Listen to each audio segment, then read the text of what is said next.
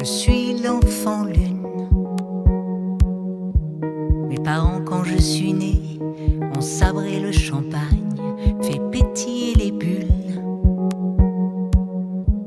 Je suis l'enfant lune. Paraît que je suis surdoué, un futur Charlemagne, coincé dans sa bulle. On m'appelle autiste, toi tu ne comprends pas. Ce n'est pas à cause de moi, c'est comme ça. Je suis l'enfant lune. Je colorie les murs pour alléger la brume. Je colorie les dunes, la lune.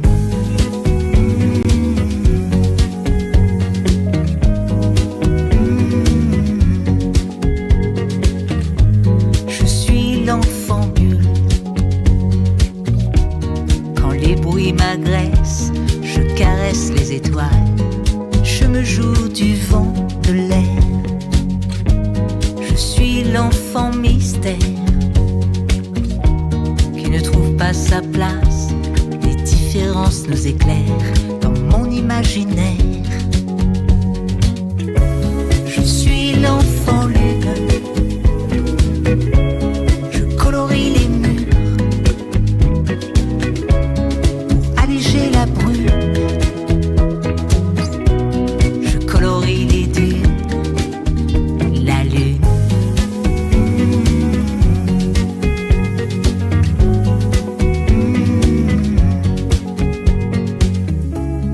On m'appelle autiste, je ne suis pas si triste.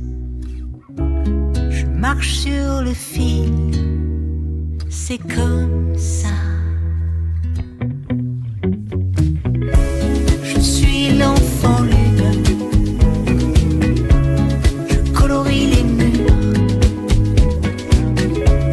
pour alléger la brume. Je colorie les dunes, la lune.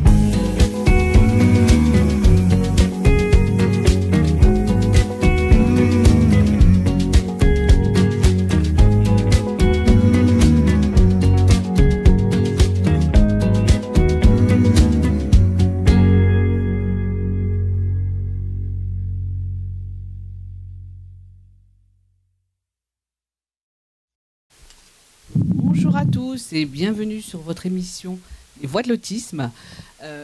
Désolée pour ce petit retard d'un quart d'heure, on commence à s'habituer à prendre l'antenne avec un peu de retard, mais c'était justifié. Bienvenue donc sur ce temps d'émission mensuel.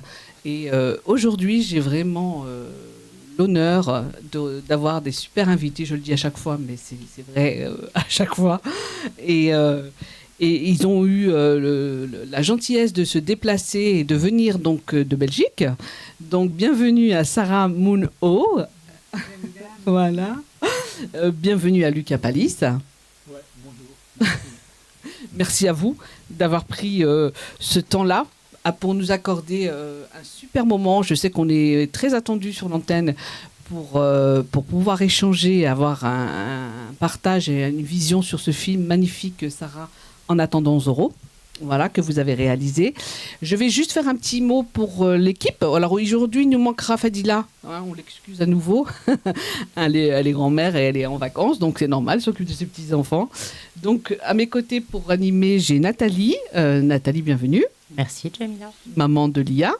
C'est ça. On rappelle parce que bon, des fois, on ne sait jamais que les gens nous rejoignent et connaissent pas l'équipe encore au complet. C'est ça. Donc maman de Lia, et notre directeur d'antenne, monsieur Rababaloul, qui... le directeur d'antenne, grâce à, on le disait encore là, juste il y a 2 minutes, par qui cette émission a la chance d'exister, qui donne la voix aux familles qui ne l'ont pas. Hein, encore une fois, voilà, un temps d'émission qui... Armada a la chance d'avoir des invités régulièrement qui portent une parole très forte sur cette question-là, et on est fiers de faire partie de cette aventure. Merci de nous de faire partager cette aventure-là pour des familles qui sont touchées par l'autisme. Et on va le voir là, combien elles sont désespérées, isolées, en détresse, toutes seules. Et là, c'est vraiment un beau moment qu'on va voir. Donc, on a partagé sur les réseaux sociaux le documentaire, le film de Sarah Moon-Ho qui s'appelle En attendant Zorro. J'espère que vous avez pu en profiter, le voir et vivre tous ces moments-là d'émotion. Sachez que vous aurez le temps, après cette émission, pour ceux qui ne l'auront pas vu, de le voir encore en ligne. On va le laisser encore un petit peu pour la semaine. Et puis, vous verrez qu'il y a des bonnes raisons d'aller voir ce documentaire. Vous allez comprendre pourquoi tout de suite. Donc, on va commencer tout de suite la présentation. D'abord, moi, je voulais faire un petit mot de remerciement à cette idée de film, Sarah, qui nous plonge dans le quotidien des familles belges et françaises. Belges et françaises. Les deux nationalités sont concernées, dont les enfants autistes n'ont pour la plupart aucune prise en charge. Dans ce film, alors je fais une petite présentation générale parce que c'est important pour ceux qui ne l'ont pas vu et qui auront envie de le voir. Dans ce film, un homme revient comme un sauveur, Lucas Pallis, qui est donc intervenant spécialisé auprès d'enfants autistes, et il apparaît tel Zorro, vraiment. Sans jeu de mots, sans humour, pour venir répondre et pallier aux besoins des familles, souvent isolées, en détresse, pour certaines au bout vraiment du rouleau. Et c'est vrai qu'on peut se poser déjà la question, pourquoi en 2025, que ce soit en Belgique ou en France, on en est encore là en fait. Voilà. Mais d'abord un petit mot, Sarah, une petite présentation. Comment est née l'idée de Zorro ? Et pourquoi ce titre qui va super bien à Lucas ? Alors, j'ai rencontré Lucas un petit peu après la pandémie. En fait, j'ai moi-même un diplôme de psychologue et je voulais me former en double diagnostic. Et donc, je suis allée à l'université pour me doubler en double diagnostic et je devais faire un stage. Et finalement, une maman m'a demandé d'accompagner son fils à l'école. Et c'est comme ça que j'ai rencontré Lucas, parce que Lucas avait besoin de partir quelques semaines en vacances, ou je ne sais plus pourquoi il ne pouvait pas assister cet enfant à l'école. Et donc, j'ai rencontré Lucas dans ce contexte-là. Et très vite, Lucas m'a raconté, parce qu'il savait que je faisais des films, il m'a raconté ses prises en charge, et il m'a raconté ses interventions dans les familles, et je me suis dit, mais quelle belle idée de film.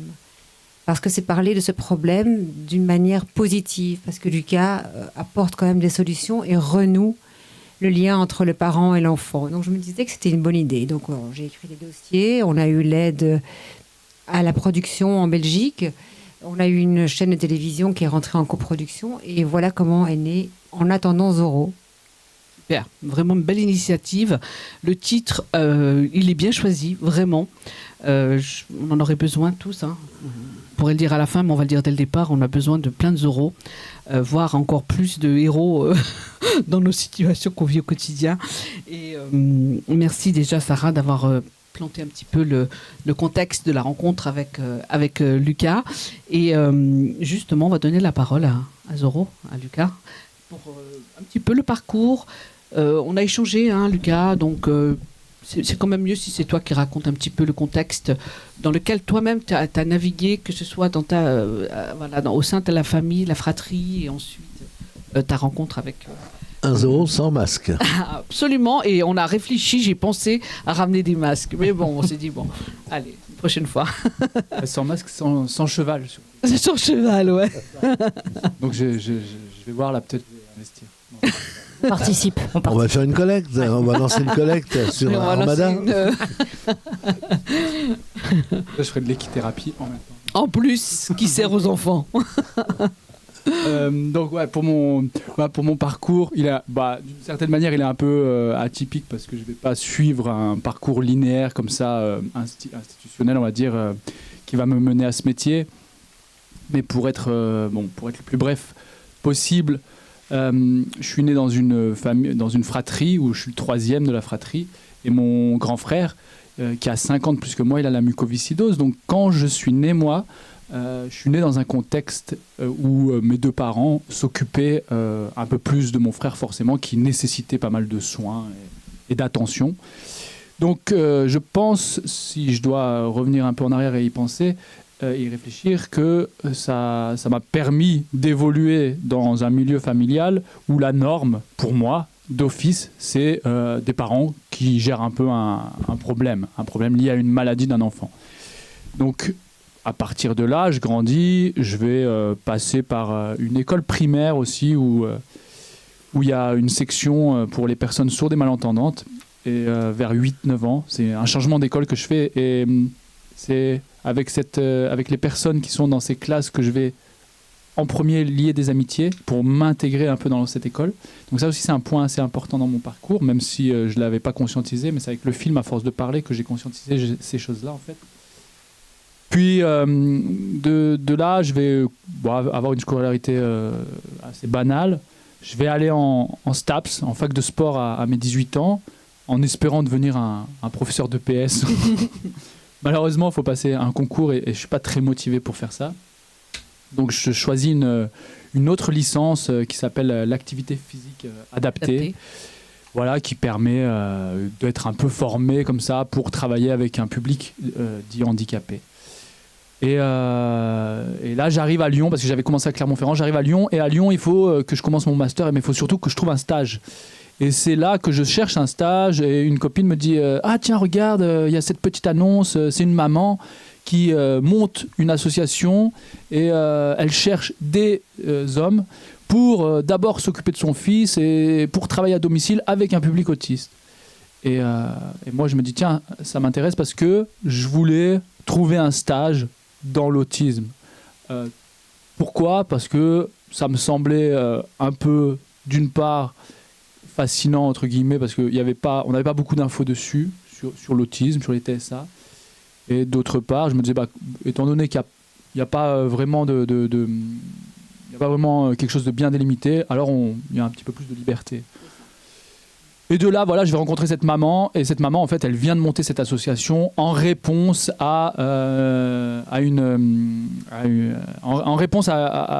des faits assez violents qui ont été faits sur son fils, qui était dans une institution à l'âge de 17 ans à peu près, il avait. Et donc, elle l'a sorti de l'institution pour créer ce dispositif, parce qu'elle voulait surtout pas le remettre en institution, de peur que des violences ressurgissent, quoi. Et c'est là que j'ai commencé, moi, à travailler pour cet enfant et cette maman, quoi. Et petit à petit, j'ai travaillé comme ça dans des maisons à Lyon, voilà. Et en même temps, l'association faisait venir certains professionnels pour former un peu les gens. Voilà, donc on avait accès comme ça un peu à des week-ends de formation. Jusqu'à ce que l'orthophoniste qui travaillait avec nous me dit « Tiens, il y a une super formation à Grenoble d'une dame, d'une Hollandaise qui s'appelle Caroline Peters, il faut absolument que tu y ailles. » Donc j'y vais, et c'est là que je rencontre Caroline Peters, qui ensuite va devenir un peu ma maître à penser, mon enseignante, voilà, je sais pas comment exactement le dire, mais c'est elle qui va me prendre vraiment sous son aile, me former beaucoup à des techniques. Et puis du coup là, je vais vraiment commencer à me spécialiser, à devenir un peu comment dire, beaucoup plus précis, jusqu'à ce que je vienne m'installer en Belgique. Et là, en Belgique, du coup, je commence vraiment à travailler tout seul aussi, tout seul dans la manière où je cherche moi-même les familles, je commence à rencontrer des gens, à travailler, et tout en étant en lien avec Caroline, en gardant ce lien. Et puis avec Caroline, on va aussi changer un peu de manière de voir les choses et de travailler aussi. Voilà, c'est le parcours, il est celui-là. Ouais. Voilà, un beau parcours qui, au départ, pas forcément... voilà. Ouais. Tu n'as pas imaginé un jour l'autisme dans tes études. Enfin, souvent on dit oui, on a entendu parler pendant nos cursus universitaires de l'autisme, c'est un peu...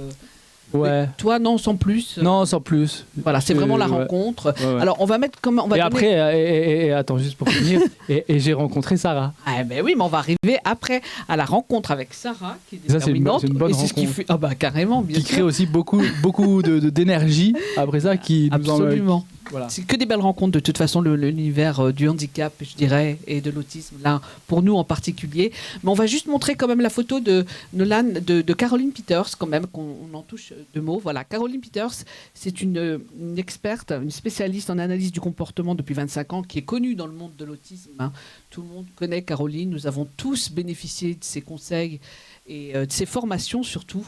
Elle a ouvert ici en France ABA Institut, donc si les gens veulent aller voir, et elle met à disposition surtout des vidéos, des supports de travail, et en tout cas au moins des pistes pour essayer d'aider tout le monde en fait, les professionnels, les familles.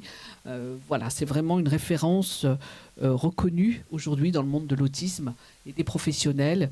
Je l'ai moi connue au début de la prise en charge de mon fils et voilà, ça reste une grande experte de l'autisme. Voilà pour Caroline, c'était important de le souligner. Et on va arriver, peut-être on va donner la parole à Sarah pour raconter la rencontre, du coup, avec Lucas, qui a donné ce magnifique, ensuite, documentaire, film, qui est vu là depuis quelques jours. Voilà. Mais alors Lucas, je l'ai aussi rencontré parce que je suis aussi maman de Jack, qui a 20 ans, qui est né avec une malformation au cerveau à cause d'une mutation génétique. Et cette mutation génétique et cette malformation au cerveau donnait au début de la vie des crises d'épilepsie réfractaires. Donc Jack bébé faisait plus de 200 crises d'épilepsie par jour. Ensuite, il a grandi et donc on a observé qu'il avait évidemment une déficience intellectuelle. Je ne sais pas si on dit tout à fait comme ça, je ne sais jamais comment on dit les bons mots. Et aussi, il est sur le spectre de l'autisme. Mais je trouve que ça va mieux à ce niveau-là. Il a aussi des problèmes moteurs et l'épilepsie reste quand même un grand sujet de notre vie. Et je ne sais pas comment ça s'est passé ici, mais en tout cas, pendant le Covid, les écoles spécialisées, parce que Jack est dans une école spécialisée depuis qu'il est tout petit, les écoles spécialisées ont fermé, donc les parents ont dû reprendre leur enfant porteur de handicap à la maison 24 heures sur 24. Jack y allait la journée, comme une école ordinaire. Et là, je me suis retrouvée avec Jack et j'ai eu ce temps, rien que lui et moi, pour être ensemble. Et j'ai trouvé ça merveilleux. C'était vraiment, c'est une année et demie qui a été décisive dans notre relation, mais aussi dans les apprentissages, parce que je me suis mis à lui apprendre à écrire. Et donc Jack écrit depuis ce moment-là, en lettres bâton, mais quand même, il s'est débrouillé. Il utilise l'écriture comme un jeu. Il fait des listes, il écrit des lettres au Père Noël. Et dans ce contexte, Lucas est venu chez moi et m'a montré des exercices à faire avec Jack, des petites choses pour encore enrichir notre quotidien. Et ce qu'il a fait quand même, qui a été décisif, c'est qu'il a osé me dire que je pouvais faire du tandem avec mon fils. Donc j'avais été louer un tandem, mais je n'osais pas monter dessus parce que Jack, il est quand même assez grand. Il mesure maintenant 1m90, mais à l'époque, il devait mesurer 1m80. Et il n'a pas beaucoup de tonicité au niveau de son corps. Mais Lucas m'a dit, mais vas-y meuf, mets-le derrière. Et donc d'abord, il a fait un petit tour avec lui. Et en fait, le fait de m'avoir donné l'impulse de faire ce vélo avec Jack, ça nous a amenés dans un endroit extraordinaire où on est maintenant. Parce que Jack et moi, maintenant, on n'a plus de voiture, alors qu'il est vraiment lourdement handicapé. Enfin, voilà. On n'a plus de voiture, on n'a plus que ce qu'on appelle en Belgique un cuistax.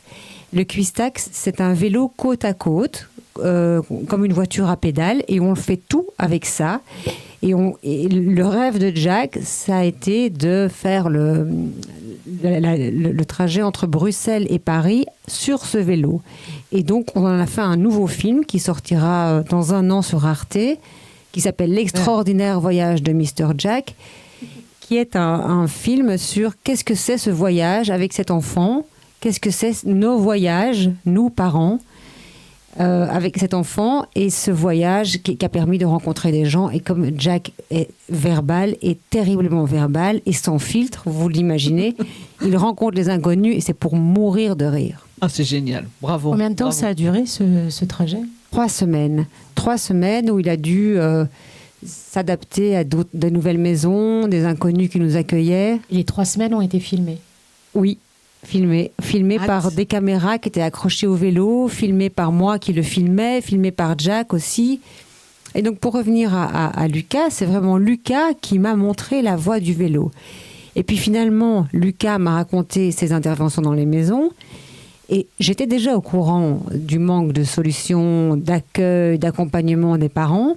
Mais à travers des histoires singulières, je me suis rendu compte, mais vraiment du terrible désarroi dans lequel se trouvaient les parents. Tout à coup, ce désarroi était incarné dans plusieurs histoires, souvent des histoires de maman. Et donc, j'ai décidé de prendre ma caméra et de le suivre. Seul, lui et moi. Un preneur de son est venu à la fin du processus, mais au début, je travaillais seule.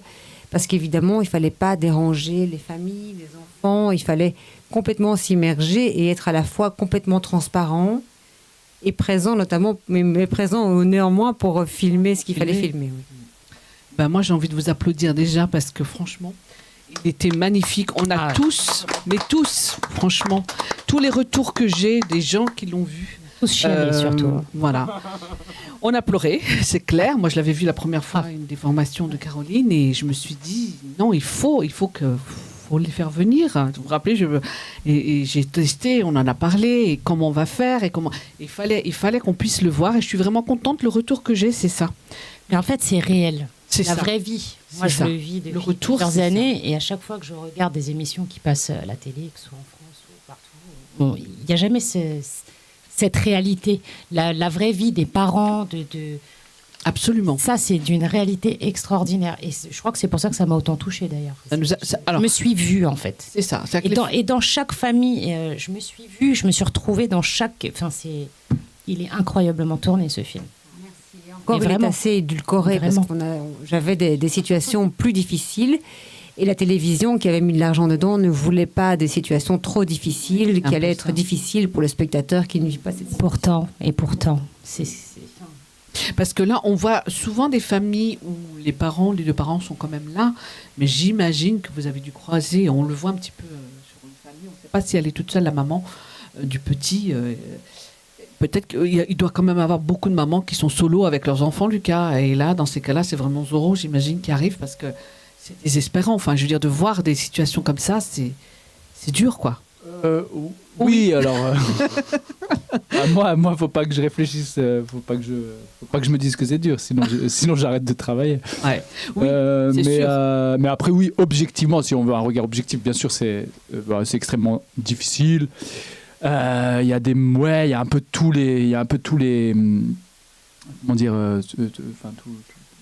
les cas de figure. Oui, tous les cas de figure, voilà. De famille. Voilà, ça peut être aussi des couples, mais ça peut être plus dur que si t'es solo. Tu vois, solo c'est dur, mais des fois t'as des couples qui c'est très dur aussi parce qu'ils s'entendent plus du tout à cause de l'enfant. Aussi, donc l'enfant en plus porte tous les jours l'attention de deux parents. Enfin, tu vois, t'as ça aussi. Donc tous les cas de figure peuvent être assez délicats. Après, ce qui est le plus général, on va dire, dans la difficulté, c'est quand même la pauvreté aussi, tu vois. C'est quand, en plus de la difficulté d'avoir un enfant en situation de handicap, si tu ajoutes à ça la pauvreté, le cocktail, il est détonnant. Ok, c'est explosif, voilà. Et ça, malheureusement, c'est une réalité de plus en plus ample, de plus en plus fréquente. Et à la limite, ça me fait peur, tu vois. Mais du coup, je cesse de m'informer un peu. Tu vois, je reviens. J'essaye de plus être touché par toutes ces informations. Ouais. Et parce que si je veux continuer à travailler, à bien travailler, il ne faut pas que j'ai sans cesse un flux d'informations négatives qui me montre un état des lieux complètement catastrophique et chaotique. Donc, tu vois, depuis septembre là, de cette année, depuis que je suis rentré de l'été, là, j'ai arrêté complètement de regarder les informations. Mais vraiment, j'ai arrêté. Et j'ai décidé que voilà, ça va me faire. Je me fais un peu une période comme ça pour parce que sinon, c'est dur. Hein. Il faut dire aussi une chose, c'est qu'à partir du moment où on a le diagnostic de la maladie, et moi, pour le coup, j'ai pas eu le choix, j'ai été obligée de garder mon enfant. Donc, qui dit rester à la maison pendant un bon bout de temps, parce que nous, ici, c'est à peu près 6 ans d'attente pour avoir un IME, on perd son travail. Voilà. Obligatoirement, on perd son travail. Donc, la précarité, elle est là. Elle s'installe. Hein. Mais je crois que nous, en tant que parents, on est prêts à tout pour payer un éducateur. Moi, je sais que je les attendais, mais avec impatience. C'était le rayon de soleil de ma journée. 1 heure parfois, mais c'était 1 heure où je pouvais m'asseoir sur une chaise. C'est des choses qu'on peut plus faire avec un... Enfin, en tout cas, moi, je n'arrivais pas à m'asseoir. Donc, quand l'éducateur arrivait, c'était le soulagement de ma journée. Même si ça durait 1 heure, c'était magique. Voilà. Ouais, mais le problème, c'est que quand moi je viens, ils peuvent pas s'asseoir normalement. Du coup, je les fais participer direct. Les parents, oui. Mais Ah, ça non, arrive, ça arrive que Nous, justement, j'arrive dans des situations où... Parce que moi, vraiment, mon but, c'est vraiment de travailler avec les parents. Moi, c'est ce que j'aurais souhaité. Mais... J'aurais souhaité le faire. Ouais, mais ça m'arrive d'arriver et je vois que la situation est tellement, tu vois, sur un fil que je me dis, ok, Compliqué. il leur faut une petite pause là. Un peu de Tant répit. pis. Alors, c'est vrai ce que tu dis, parce tu que vois. moi, au départ, j'étais pas là. Je me ressourçais ailleurs, même si on y arrive durement, parce qu'on fait une machine, on essaye de s'occuper du mieux qu'on peut. Et après, j'ai voulu, j'ai été volontaire pour assister, parce que je me suis dit, il faut que je fasse comme eux. Pourquoi eux réussissent à faire manger ma fille avec une fourchette et que moi, je n'y arrive pas. Donc après, on s'est associés, effectivement. Il fallait un petit temps de repos avant tout ça, quand même. C'est vraiment le juste milieu entre les deux, c'est-à-dire de se dire effectivement, il y a quelqu'un qui vient, donc je vais souffler, Ouais. mais au final, on le fait un petit peu au début parce qu'on est fatigué, Ouais. mais en fin de compte, non, on a besoin de son expertise pour pouvoir être à même de réagir et de gérer Bien les sûr. situations. Même si on Et reste qu'on que avance. parents, Ouais. on n'est pas professionnel, Ben non. mais on apprend. Moi, j'ai beaucoup appris Ouais. grâce aux éducateurs, aux éducatrices. Ouais. Et nous, avec Caroline, c'est quand même aussi notre parcours, il est marqué par ça, c'est-à-dire qu'à un moment donné, on se rend compte que nous, on sait faire, mais qu'on n'arrive pas bien à transmettre ça aux familles. Donc c'est pour ça qu'on on a changé un peu notre manière de faire aussi, parce que notre volonté vraiment, c'est de remettre les parents à leur place. Bien tu vois. sûr. Et c'est un gain de temps. Et qu'ils puissent y arriver, et que nous, on soit là pour parvenir à ça, mais qu'on ne soit pas là par contre pour interagir beaucoup avec l'enfant, parce que sinon, toi, tu le fais, c'est sûr, mais après, à 17h, je rentre chez moi, quoi, ou 18h. Enfin, bref, Exactement. C'est ça. tu vois. Et non, si je veux pas te laisser en galère, entre guillemets. Donc Et c'est très compliqué C'est de ça qu'on trouver doit- des gens compétents, oui, qui ont alors, de bonnes formations, parce que moi, je pense que j'ai perdu beaucoup de temps, beaucoup d'années à payer, parce que c'est pareil, hein. On préfère payer bien sûr, des éducateurs, mais au moins, c'est... au détriment de son foyer, souvent, surtout. Nous, on dépensait en disant, c'est pas grave, on part plus en vacances, on s'achète plus rien, mais c'est pas grave, elle va guérir. On va réussir. Et finalement, on s'est trompé beaucoup de fois. Avant de trouver des gens compétents et performants et qui sachent surtout interagir tout de suite, Oui. c'est très compliqué. Sans compter les gens qui arrivent et qui repartent et qui s'engagent mais qui ne restent pas, c'est On terrible. le voit dans le film, à un moment donné, les bénévoles qui sont là depuis longtemps pour... je ne me rappelle plus de... C'est Pia, hein. Et heureusement, parce que c'est vrai que la maman, elle explique quand même qu'elle a une petite fragilité et qu'elle n'aurait pas pu intégrer un institut. Donc, ces gens-là sont là depuis 10 ans, voire 15 ans même, hein, des fois pour certains. Et c'est génial parce qu'ils sont... Du coup, tu es là, tu supervises, tu formes. Et c'est un peu de répit pour les familles, mais c'est surtout... l'enfant permet de généraliser, j'imagine, c'est ça. Il y a une forme de généralisation de certaines activités. ouais. C'est un cas assez spécifique parce que c'est vraiment très bien réussi avec pas mal de monde autour de cet Autour enfant. d'elle, d'accord. Mais c'est un peu, je trouve, quelque chose un peu hors du commun. Oui, Parce qu'elle a réussi à composer quelque chose, effectivement, Il fonctionne. avec une équipe de bénévoles, de dames qui ont, pour la plupart, plus de 70 ans. En plus, Ouais, qui sont là depuis, comme tu dis, 10-15 ans, c'est magnifique. Et une équipe de professionnels aussi qui vient, Oui.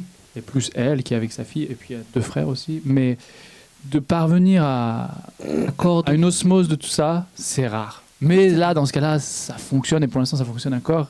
Et parce que tout le monde aussi est dans cette équipe-là, les bénévoles autant que les professionnels, dans une volonté, tu vois, de progresser, d'apprendre des choses. Donc, ils m'ont accueilli super bien, et c'est des gens qui me font complètement confiance, genre, vas-y, dis-nous comment on doit faire, quoi, et on suit les conseils, quoi. Et ça, c'est très chouette, quoi.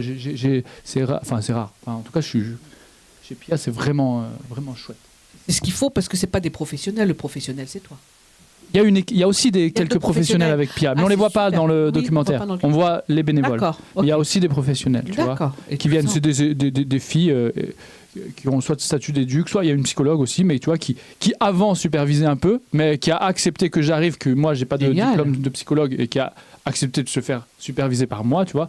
C'est aussi ça, c'est que je suis face à des gens qui ont pas de problème avec leur Leur ego.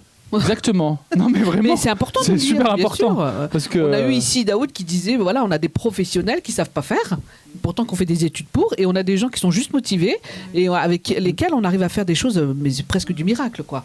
Donc c'est génial, c'est super, moi je trouve, hein, en tout cas. Bah, bravo de pouvoir aider. Sarah, peut-être que tu voulais rajouter quelque chose. Oui, en tout cas, en observant Lucas, pour paraphraser un slogan des années 80, Lucas, il ne donne pas du poisson, il apprend à pêcher. Et Exactement. c'est vraiment ça. Il apprend aux parents à faire eux-mêmes. Et il m'a souvent dit, écoute, meuf, dis pas- C'est comme ça que t'appelles toutes les mamans. non, pas du tout, pas du tout. il m'a Elle a souvent pris la ligne dit... 7, ça y est, tu vois, elle est en mode, C'est elle la arrive à pause Paris, elle a euro, pris la ligne 7 de la gare du Nord, ça y est, c'est Diams. Non, mais il m'a souvent dit, écoute, il n'y a pas de place dans les... Il y a pas de place, il y a pas... Donc, vous allez devoir faire et être avec vos enfants.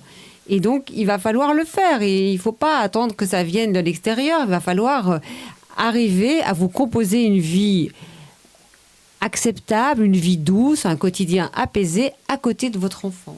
Et je vais vous aider. C'est génial, c'est magnifique. Vraiment, franchement, c'est ce qui nous manque. On a en France des guidances parentales, ce qu'on appelle des guidances parentales.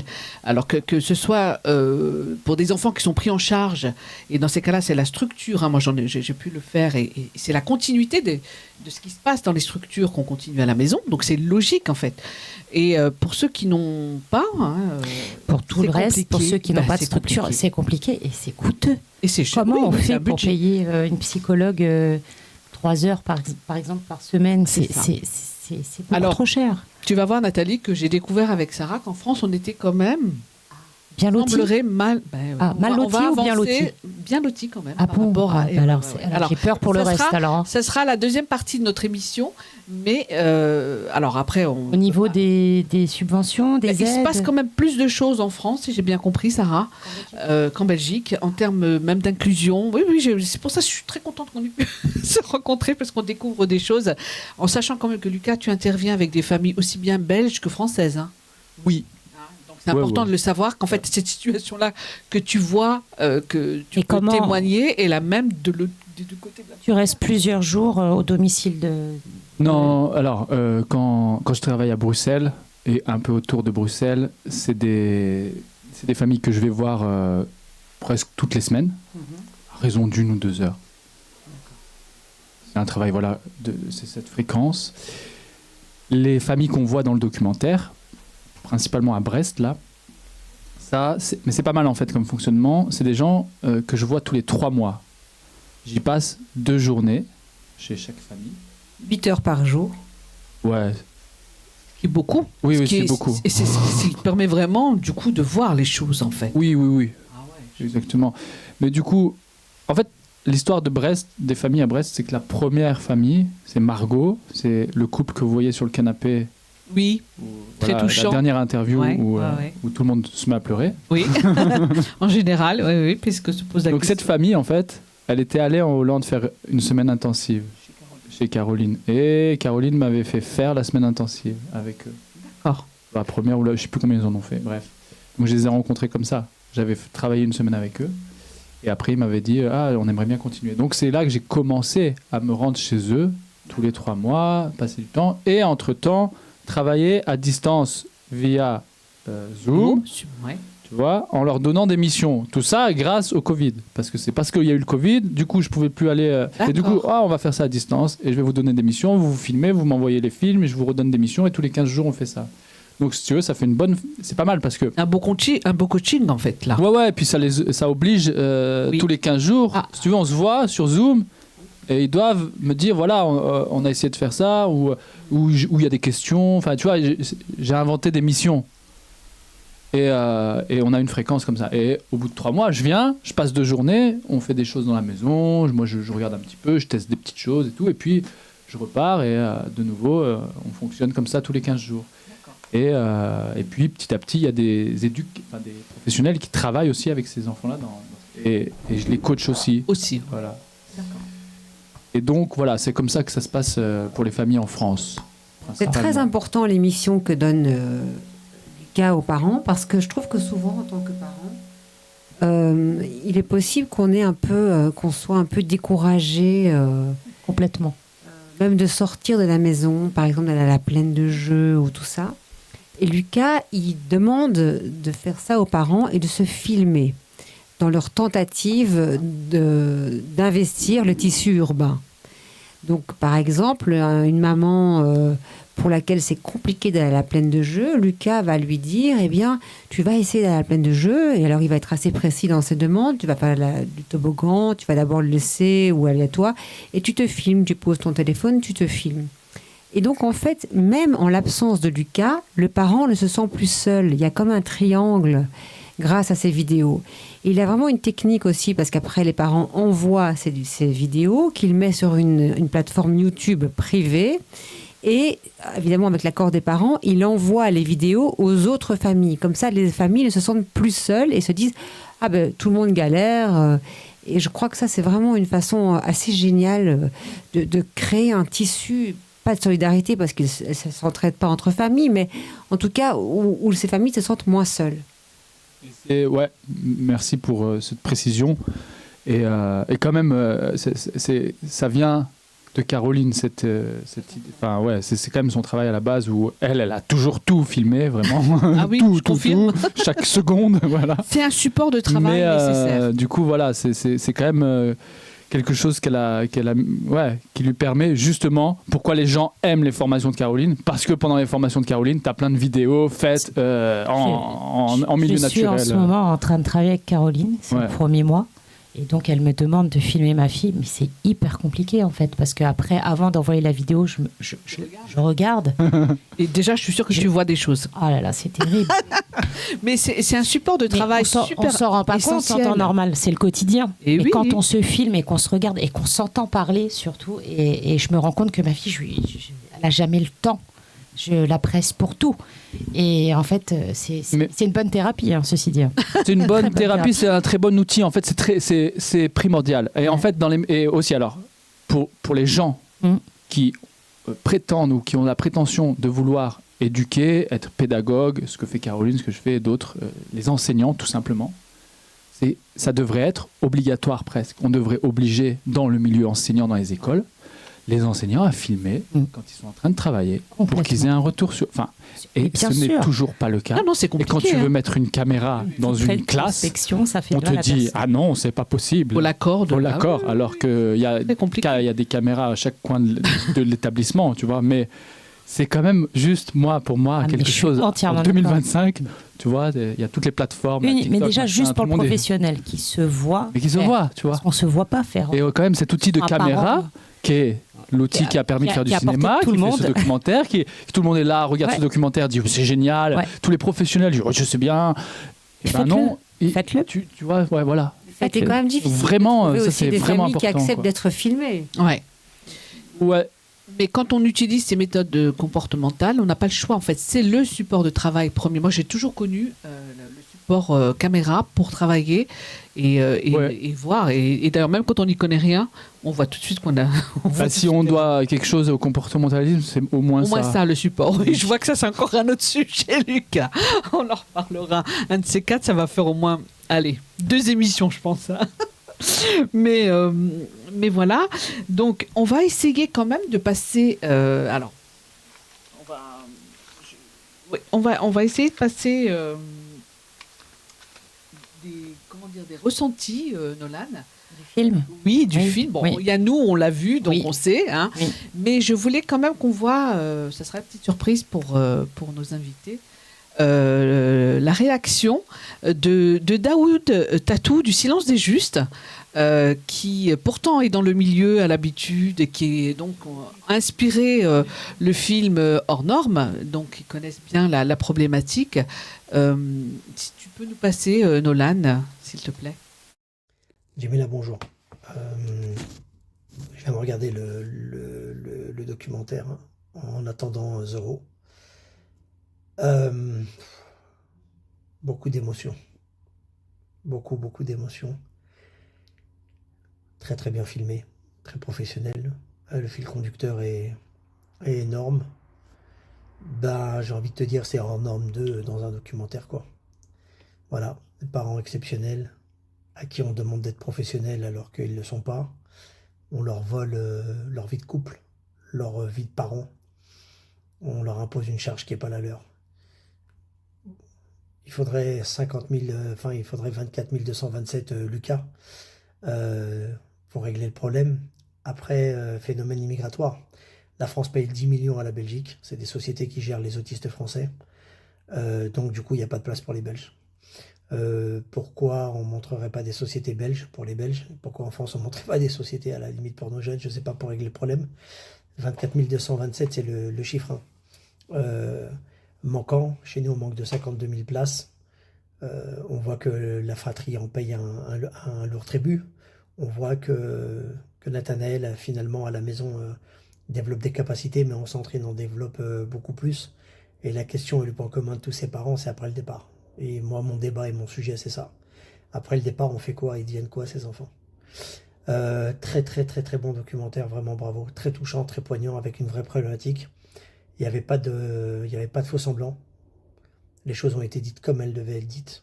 Et on s'aperçoit que, ouais, c'est des parents extraordinaires, quoi. C'est des parents extraordinaires avec des enfants exceptionnels. Bravo pour ce documentaire, il mériterait d'être vu vraiment à la télé française et belge, et je pense dans toutes les écoles éducatives. Voilà. Merci Daoud. Merci pour Lucas. Ah oui, merci Daoud, ouais. Voilà. Si jamais il nous écoute, un grand merci. Effectivement, c'est un honneur d'avoir un retour comme ça sur son travail. Donc, merci beaucoup Daoud, merci. Il a été très très touché, on a échangé un petit peu, il était très touché par cette situation. C'est vrai qu'on ne s'imagine pas. Alors vraiment merci encore d'être là. Parce que c'est vrai, on est chacun dans son pays à se dire, ou alors au contraire, on fantasme. La Belgique a longtemps été vantée pour nous. Les méthodes là-bas, vous allez voir, vos enfants. C'était l'alternative avec le Canada. On se disait en France, on est plus proche de la Belgique que du Canada. Voilà. Du coup, mais on était loin d'imaginer qu'en fait, derrière, c'était pas une question de méthode, parce que peut-être qu'au niveau de Teach, ils étaient beaucoup plus implantés, formés qu'en France. Mais en fait, derrière, il y avait tout un panel de raisons qu'on découvrira que là. Donc, vraiment, merci d'être là. Parce que là, je peux vous dire que tout le monde est ravi Enfin, ravi. Je pense que non, c'est la chape de plomb de voir le documentaire et de voir ces situations similaires des deux côtés. Et de se dire qu'en fin de compte, on est dans le même bateau, tous à combattre... isolés et en détresse avec des aides comme on peut avoir avec Lucas. Voilà, donc merci d'être là. Voilà. Et Lucas. Ensuite, on va avoir aussi, on va continuer sur les... Allez, on fait le César Armada reconnaissance. On va voir, Nolan, le témoignage, allez, il voulait être là aujourd'hui, de Laurent Savard.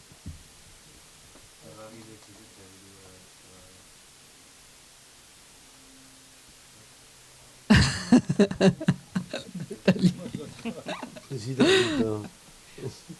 tarde un petit peu. Elle t'a pris un peu au dépourvu là. Hein. Voilà. Ah, autrement on la passera après, c'est pas grave. C'est bon. C'est parti. Mais qu'est-ce que j'aurais aimé être là avec vous. Sarah, ton film est superbe. D'ailleurs, juste après, je vais faire une publication sur Facebook, etc. Il faut que tout le monde le voit. Ouais, on attend Zorro en Belgique, si j'ai bien compris, particulièrement en Wallonie et à Bruxelles. On attend Zorro aussi en France. Les situations sont un peu les mêmes pour les jeunes adultes en situation de grande dépendance, pour les enfants à l'école. Enfin, c'est le même bordel un peu partout. Le problème, c'est qu'on n'a qu'un seul Lucas, non seulement pour toute la Belgique, mais aussi pour la France. Et merci Lucas, merci et bravo, tu es un mec génial, voilà. Comme Sarah, qui est une femme, une artiste, une maman géniale.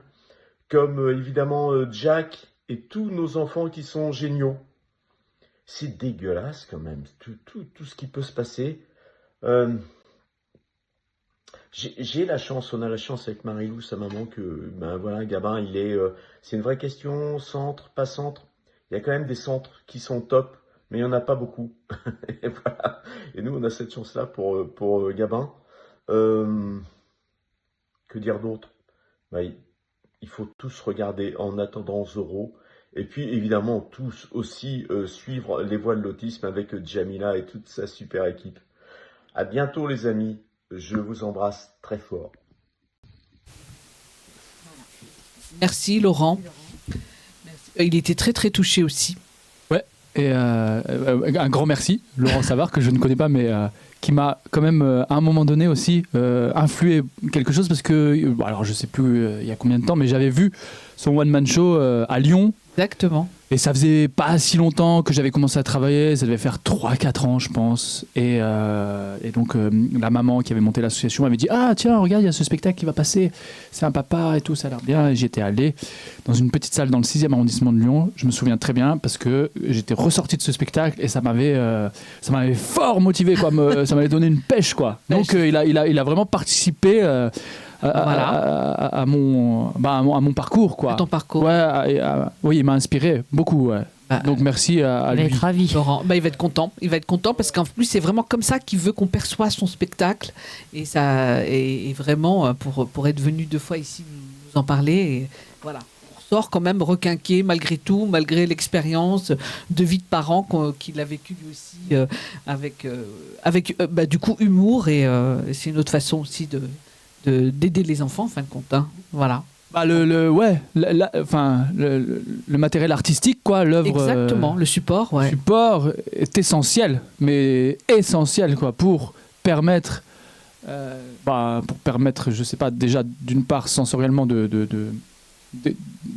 pouvoir vivre certaines sensations et à la limite un exutoire et aussi pour amener à la réflexion, amener à l'échange, à la solidarité, enfin. C'est essentiel, quoi. Essentiel.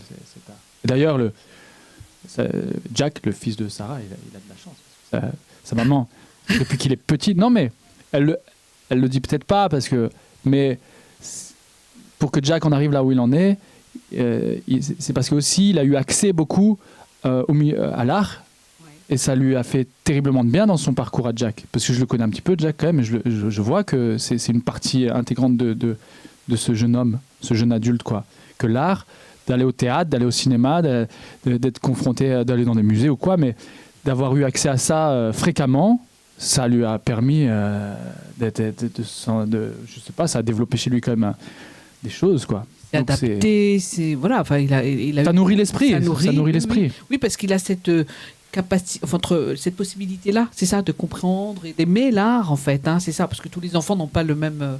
Oui, c'est ça, en fonction pas faire une caricature, mais si ça rejoint ce qu'on avait discuté, Sarah, toutes les deux, de partir de la motivation de nos enfants, chacun leur centre d'intérêt, d'en faire quelque chose de fort.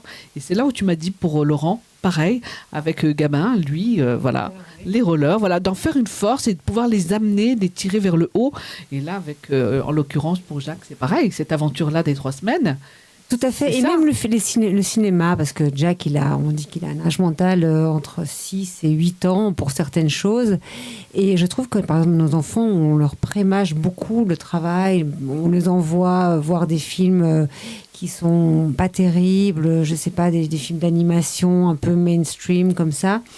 Mais moi, j'aime montrer à Jack des films, par exemple Les 400 coups, qu'il adore, de Truffaut. Et alors, j'aime beaucoup, j'adore, je trouve que c'est vraiment génial quand il dit qu'il adore Les 400 coups. Parce que quand même, mais pourquoi pas ouvrir nos enfants à des choses plus intelligentes, plus douces. Le Ballon Rouge, qui est un film magnifique, qui parle du handicap d'une autre façon, qui est un film de 1952, je crois. Il y a vraiment une autre façon, je trouve, d'ouvrir nos enfants à l'art. Ouais. Mais on les sous-estime beaucoup. Moi, je pense, oui. Moi, il y a plein de choses que je fais aujourd'hui que j'aurais jamais pensé faire avant, parce que je pensais qu'elle n'en était pas capable du tout. Alors que finalement, elle en était capable. C'est je m'interdisais certaines choses pour pas qu'elle fasse de bruit. Dans un musée, c'était même pas pensable, imaginable. Alors qu'aujourd'hui, elle peut aller au musée, elle se tiendrait correctement. Mais je pense que c'est une question d'habitude. Il faut faire le premier pas, il faut y aller une fois. c'est là où on a besoin d'être accompagnés, nous, les parents, et d'avoir des gens comme Lucas, il faut oser. Ou des fois des papas qui osent aussi. On en a parlé la dernière fois, et la différence entre les mamans et les papas, des fois, c'est ça, c'est qu'eux, ils vont bousculer, puis ils sont comme tous les autres enfants. Allez, on y va. Je retrouve un petit peu ça chez Lucas. Il n'y a pas de raison. Et hop, les meufs, vas-y. Elle va faire du bruit, c'est pas grave. Donc, et voilà. Et nous, c'est vrai qu'on a un petit peu... Nous, on a la peur de déranger les autres, beaucoup plus. Ouais, peut-être, c'est vrai. Vraiment, on se dit... Bon, finalement, ça leur apporte tellement. Ouais, après, ce que tu relèves comme point, c'est un point crucial, c'est l'environnement social extérieur, quoi. Il est très facile. difficile à affronter. Ouais. Enfin, je veux dire, c'est vraiment pas évident. Et c'est quelque chose d'essentiel pourtant, parce que vos enfants, comme tous les enfants, ont besoin de sortir et de prendre l'air. Ouais. Oui, le droit est surtout un enfant le dans besoin, un musée, vous pensez bien que les gens qui vont au musée, c'est souvent un musée, c'est calme. C'est un peu chiant pour ça, d'ailleurs. Tout dépend de ce qu'il y a à faire. Mais parce que parce qu'on est dans des des codifications dans nos sociétés, liées à des endroits. En tout cas, oui, il faut les casser. En tout cas, oui, il faut les bousculer. Bousculer les choses, c'est essentiel. Quand les choses se figent de toutes les manières, c'est là que ça devient dangereux. Donc quand on voit que quelque chose se fige, effectivement, faut toujours se dire, allez, faut un peu le bousculer, parce que le non-mouvement, c'est la mort, quoi. Et le milieu extérieur, l'environnement social, c'est vraiment parfois très difficile à affronter, mais effectivement, c'est essentiel, et petit à petit, il faut parvenir à y aller, quoi. Maintenant, ça demande du courage. Ça demande du courage. Ça demande aussi les moments de transition, sortir de la maison. Non, mais ça demande aussi du travail un peu en amont, déjà à la maison, voilà. Et puis quand tu as récupéré cette confiance à la maison, tu peux te dire plus facilement, je vais pouvoir. Parce qu'il y a aussi ça. Hein, c'est aussi des fois j'arrive. Et tu as des parents qui me disent moi je veux aller là avec mon enfant là. Et je suis là on va y aller doucement. On va y aller doucement parce que en fait déjà à la maison regarde. Mais c'est normal, tu as des décalages quoi en tant que parent. Tu pardon, on a des rêves. Fais le micro. Tu as des rêves et qui sont en décalage avec la réalité forcément. Quoi. Mais qui ne sont pas impossibles. Il y a les deux. Mais qui ne sont pas impossibles. Avec beaucoup de travail. Bien sûr, c'est possible. Alors, il y a ça. Je prends l'avion depuis pas longtemps et ça se passe bien. Alors que c'était ma hantise de prendre un avion. De passer la sécurité, de faire attendre ma fille, parce qu'on n'a pas de passe-droit en plus.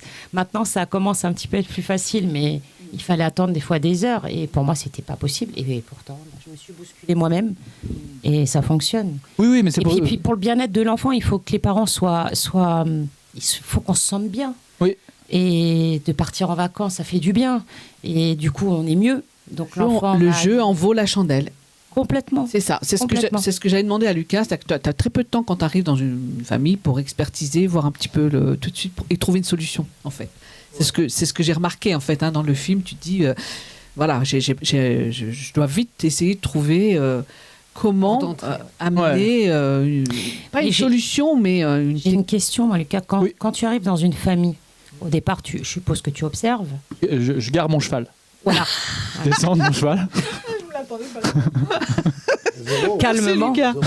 Zéro. Et après, tu observes. D'abord, t'enlèves ta cape. Est-ce que tout de suite, tu sais sur quel point tu vas te diriger, ou alors tu attends encore un peu plus pour savoir sur quel... Est-ce que tu sais tout de suite sur quoi tu vas travailler après avoir vu le profil de l'enfant et est-ce que des fois, il ne faut pas plus de travail sur les parents? Non, mais bien sûr, mais c'est une question qui porte vraiment sur la technique du professionnel, tu vois, sur une technicité pure. Moi, j'ai la chance d'avoir Caroline qui m'a insufflé quelque chose, déjà qui m'a mis en confiance, tu vois, qui m'a donné sa confiance et qui m'a fait travailler pour que je développe une sorte de précision assez bonne, quoi, grâce à elle et puis à mon expérience personnelle aussi, qui fait que effectivement, quand je rentre dans une maison, de manière générale, très rapidement, je vais identifier ce qu'il y a à faire un peu en premier. D'accord ? Ça peut concerner l'environnement matériel de la maison à devoir tout de suite changer parce qu'en fait il y a 1000 trucs qui traînent, 1000 jeux et en fait l'enfant bah oui forcément t'arrives pas à rentrer en contact avec parce que il a accès à tout ce qu'il veut quand il veut et tout est en concurrence avec toi qui en plus toi est devenu un peu aversif parce que voilà.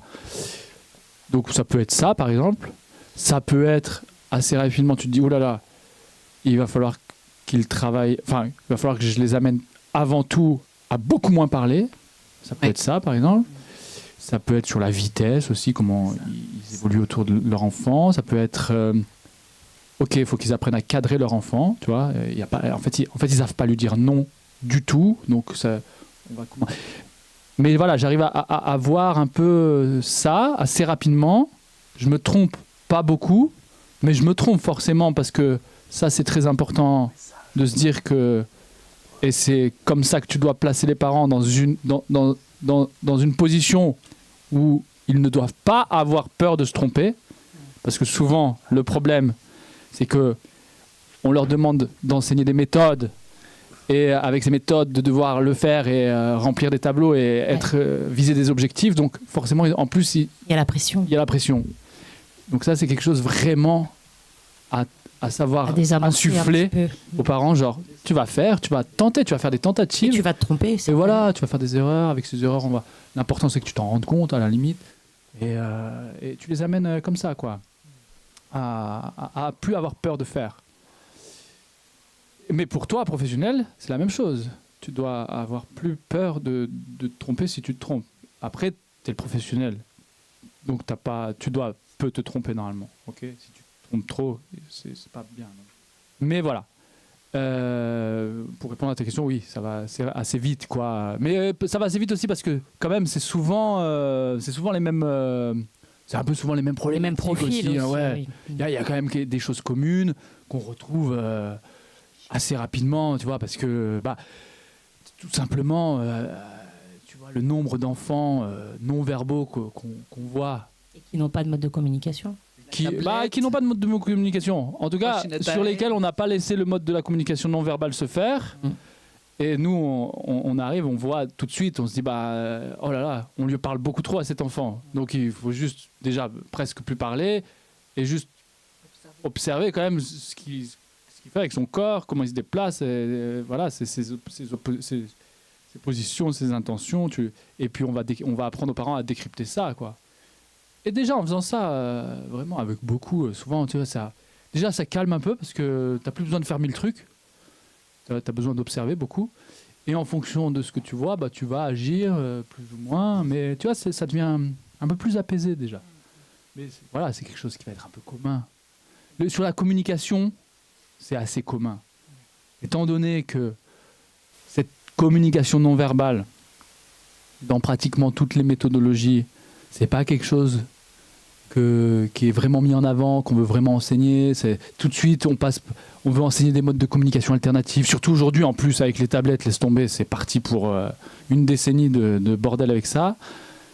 Donc du coup, remettre la communication non verbale au centre, d'un coup, tu vois, franchement, ça pose. Et c'est un truc qui est commun. Je veux dire n'importe quel individu, quand il sort du ventre de sa maman. Sens, hein, c'est c'est du bon sens. Tu regardes le développement d'un enfant, typique ou atypique. Ça doit d'abord être ça, de toute façon, son moyen de communication pour entrer en relation avec son environnement. C'est d'abord ça, et pas autre chose. Je veux dire, t'es équipé entièrement pour ça, quoi. T'as une peau, t'es recouvert de plein de capteurs sensoriels qui te servent à ça, entre autres. Donc, voilà, autant se servir de ce qui est déjà disponible plutôt que d'une tablette à 850 €. Non, mais voilà. J'exagère, c'est une blague un peu, mais... oui, on le voit avec Nathanaël, avec le chocolat. Cette scène, elle est particulièrement... ça peut durer longtemps. Et là, très rapidement, on lève le chocolat, on enlève déjà tout ce qui peut poser. Plein de fois, tu arrives dans des maisons, il y a des outils de communication qui sont là, qui traînent, et puis ils te disent oui, il l'utilise, et puis tu vois qu'en fait, non, il l'utilise pas, il l'utilise quand on lui dit d'utiliser, il l'utilise avec des guidances, enfin tout ça. Bref. Oui, mais non, mais il faudra que tu reviennes pour qu'on développe plus précis. Mais en tout cas, oui, ça va assez vite. Ça va assez vite parce qu'il y a des trucs communs, et après, on va broder dessus. Mais parce que voilà, on travaille dans une démarche où on n'a pas forcément, on met plus le parent dans une atteinte d'objectif, c'est fini. D'accord. On crée des processus, ce processus, il bouge, il est mouvant, il va avancer. Et ça enlève énormément de stress aux parents, De culpabilité. de culpabilité, de stress, de ne plus devoir remplir un tableau où il faut noter là où j'en suis avec mon enfant et ce que j'ai réussi à lui faire faire. D'accord ? Ça, faut vraiment. Et c'est pareil pour tout le monde. Les enfants typiques qui vont à l'école, ils sont énormément soumis à ça. Moi-même, j'ai été soumis à ça. Votre génération aussi. Enfin, tu vois, l'école te forme à être Dans la performance, en fait. performant, Performant, d'accord ? chaque Parce que c'est des sociétés qu'on a créées qui sont comme ça aujourd'hui. Et grâce à la limite, moi, je trouve que grâce au handicap, tu as une porte un peu de sortie. Peut-être de ce truc-là. Parce que c'est tellement dur de mettre ces enfants-là dans des systèmes comme ça, où ils doivent performer, que du coup, ça amène des gens à se dire, bah oui, on peut pas, il faut faire autre chose, tu vois. Et à la limite, je trouve ça super intéressant de pouvoir me dire, je suis avec un public où au moins, on peut me laisser un peu glisser et inventer autre chose, tu vois. Là où dans l'éducation traditionnelle, avec des enfants typiques, tu amènes ces idées-là, on s'en fout. Enfin non, il faut suivre le programme, c'est tout, tu vois. Mais moi, on m'a souvent posé la question, ton rêve, c'est que ta fille parle, je suppose. Et bien après réflexion, très tôt, je me suis rendu compte que c'était pas mon rêve premier, en fait, finalement. Je crois que je préférerais qu'elle sache mettre ses chaussettes, s'habiller, se préparer un petit déj. Enfin, il y a d'autres priorités avant la parole. Complètement. Très touchant parce qu'en fait... le fait d'avoir suivi Lucas comme ça pendant 2 ans avec ma caméra dans les maisons, mais moi je me faisais toute petite comme une souris et au fond les gens qui appellent Lucas, ce sont des gens qui sont au bout, parce que c'est un peu un désaveu de parentalité d'appeler Lucas. Ça devrait pas l'être, mais ça l'est quand même. J'y arrive plus, aidez-moi. Et donc Lucas arrive et ses familles souvent Lucas demande un café. D'abord, il arrive, je trouve, à bien comprendre très très vite les codes de la famille. Faut-il enlever ses chaussures ou pas ? Il demande qui est en présence, si le papa est là, la maman, s'ils sont séparés. Souvent, il demande un café, il se pose. Et je trouve que déjà, ça met une autre ambiance pour l'enfant qui a souvent l'habitude que les choses ne sont pas comme ça, de manière un peu informelle. Donc là, Lucas boit un café avec la personne qui l'a fait venir, souvent la maman. Et qui commence à dire un peu, à dire ses doléances, ce qui ne va pas. Et c'est grâce quand même à ces premiers échanges que Lucas voit à des pistes d'intervention. Et pendant cette discussion, il observe comment l'enfant est dans la pièce. S'il est sur l'iPad, s'il fait des allers-retours, s'il est dans des stéréotypies. Et ça lui donne, je pense... Une première façon d'intervenir. Mais moi, en tout cas, en tant que cinéaste, c'est ça qui a été très impressionnant, c'est que Lucas parvient à faire corps avec la famille dans laquelle il intervient tout de suite. Et puis surtout, c'était incroyable d'avoir accès à un panel d'intérieur, à un panel de façon de vivre de cette situation. C'était, pour la cinéaste que je suis... très très très intéressant, et il continue à me raconter des histoires et je me dis qu'on pourrait faire un Attendant Zorro 2. Ouais, et à l'inverse, pour moi, c'était juste super bien d'avoir Sarah qui venait tous les jours avec moi, qui me suivait et qui est une amie, hein. Et du coup, chacun on faisait notre travail, tu vois, et on avait chacun notre travail, mais du coup, d'un coup, c'est comme si je travaillais en équipe, mais pas avec quelqu'un qui fait la même chose que moi, avec quelqu'un qui fait un autre. Mais ouais, c'était génial. C'était génial, et on avait un beau duo parce que tu vois, ça mettait pas ça en fait, ça ramenait quelque chose en plus dans les maisons. Complémentaire, et qui était pas du tout négatif. Ça a jamais dérangé. Il n'y a pas de jugement dans votre histoire. Ouais, tu vois. Et c'était super chouette, quoi. C'est ça qui est beau. Et du coup, après, elle m'a dit, viens, on fait le 2 et tout. Je lui ai dit, ouais, attends, il y a la Warner Bros, faut l'appeler. Enfin bref, des productions de malades. Et depuis, voilà, en fait, c'est plus la même. Elle a changé, je trouve. Non, je rigole pas du tout. Merci beaucoup. Merci déjà pour ce beau moment d'échange et d'explication. on en sait un petit peu plus déjà sur la façon que tu as, toi, d'intervenir. Et merci à Sarah d'avoir porté le juste regard, aussi bien toi en t'accompagnant que dans ces familles-là, aussi pour vous. C'était pas évident, en fait, tous les deux. Enfin, toi, c'était ton boulot, mais quand même de savoir que là, elle était là en tant que cinéaste et de filmer, peut-être que quand même... non, ça n'a rien changé à ta façon de travailler? Ah si, ça m'a motivé encore plus. Encore plus. Mais c'est ça, c'est pour ça que je disais ça un peu aussi juste avant. Ouais, c'était vraiment, moi, ça m'a motivé. Et je plus. remercie grandement Sarah parce que c'était super cette période. Et en plus, après, avec la sortie de notre documentaire, voilà, de faire toutes ces interventions, on est vraiment... tu vois, c'est une énergie qui est bonne, qui est positive, où on peut échanger, on peut amener, ça insuffle, on sait que ça insuffle un peu des choses, parce que même si le film est dur, nous on est deux personnalités quand même assez positives. Exactement. Et ça, je suis super content de ça, parce que moi d'une part j'ai besoin de ça, et deuxièmement, j'ai envie aussi d'insuffler quelque chose, parce que pour des futurs éducateurs et éducatrices, bah voilà, oui, oui, les conditions actuelles sont pas les meilleures, mais il y a des choses à faire, tu vois. Ah. Si tu aimes la pédagogie, si tu as envie d'enseigner, il y a vraiment des choses à faire, parce qu'il y a plein d'histoires singulières, et selon les personnes qui vont te contacter, il va se passer des choses. C'est vraiment un métier passionnant, moi je trouve, j'adore ça. Tu vas pas au travail le matin, en fait. Ouais. Moi, je fais partie des gens dans la société qui ont cette chance de faire quelque chose qu'ils ont vraiment choisi et qu'ils aiment. Mais après, c'est sûr que c'est difficile, c'est pas donné à tout le monde de pouvoir choisir. D'accord ? C'est utile, Lucas. Oui, utile. Après, ouais. Mais oui. Vital pour certaines familles. Mais j'ai cette chance-là. On peut te le dire. Mais ce que j'aimerais, c'est que voilà, des gens qui peut-être se projettent un peu plus jeunes, qui se diraient j'aimerais bien. Il faut essayer au maximum oui, peut-être faire un mi-temps dans une structure pour avoir un salaire bien fixe, voilà, mais à côté se permettre un peu d'aller au milieu, quoi, dans les maisons, dans les familles, de rentrer parce que c'est là où vraiment les choses se passent quand même. Exactement. Selon moi. Et je te dirais que c'est presque par là qu'il faudrait que les gens, s'ils pouvaient réfléchir en amont pour aider vraiment les familles et les enfants, surtout parce que ce soit les familles ou vous, l'intérêt c'est l'enfant, c'est le jeune, c'est pour qu'il évolue et qu'il puisse s'insérer. Et voilà, c'est de commencer par ça en fait. Combien de fois on s'est entendu dire mais qu'ils viennent à la maison voir vraiment ce que c'est en fait. Donc là, le regard, tu le fais Sarah et c'est génial. Mais venez à la maison, on le dit tout le temps, venez voir comment ça se passe. C'est compliqué, c'est difficile. Et là, c'est exactement ta fonction, là, en l'occurrence.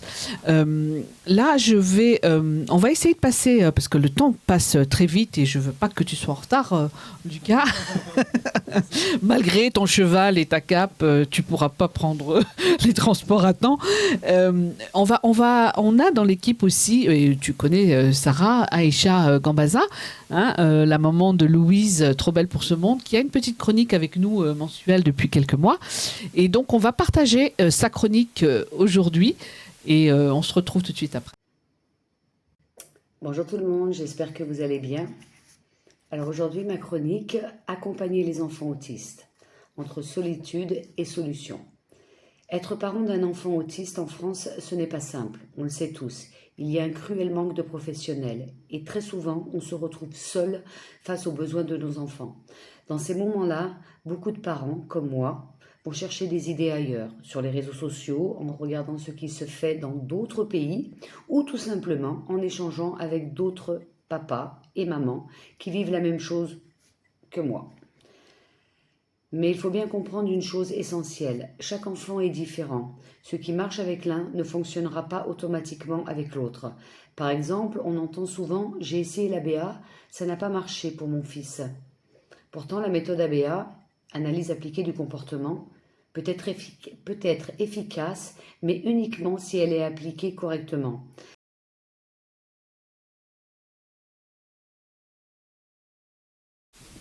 Voilà, merci donc Aïcha pour ta chronique. Et ce sera l'occasion un jour peut-être de développer à nouveau. On l'a déjà fait, on l'a fait avec une psychologue qui s'appelle Samia Magra, qui était venue nous expliquer un petit peu en quoi consistait donc à cette science, puisqu'on ne parle plus de méthode, on parle de science comportementale ABA. Et peut-être que tu auras l'occasion de revenir, Lucas, peut-être un jour pour développer le travail que vous faites avec Caroline. Voilà, merci beaucoup donc Aïcha. Et vous pouvez la retrouver sur les réseaux sociaux. Elle fait un travail formidable et surtout, c'est ce que j'ai beaucoup aimé moi chez Aïcha, c'est qu'elle partage son expérience et surtout les outils qui sont gratuits à disposition. Et encore une fois, chaque enfant est différent, chaque situation familiale, moi j'aime bien le redire, est différente. Donc on adapte. Ce qui marche pour un enfant ne marche pas forcément pour un autre enfant, mais ça reste un bon support de travail pour les familles. Voilà.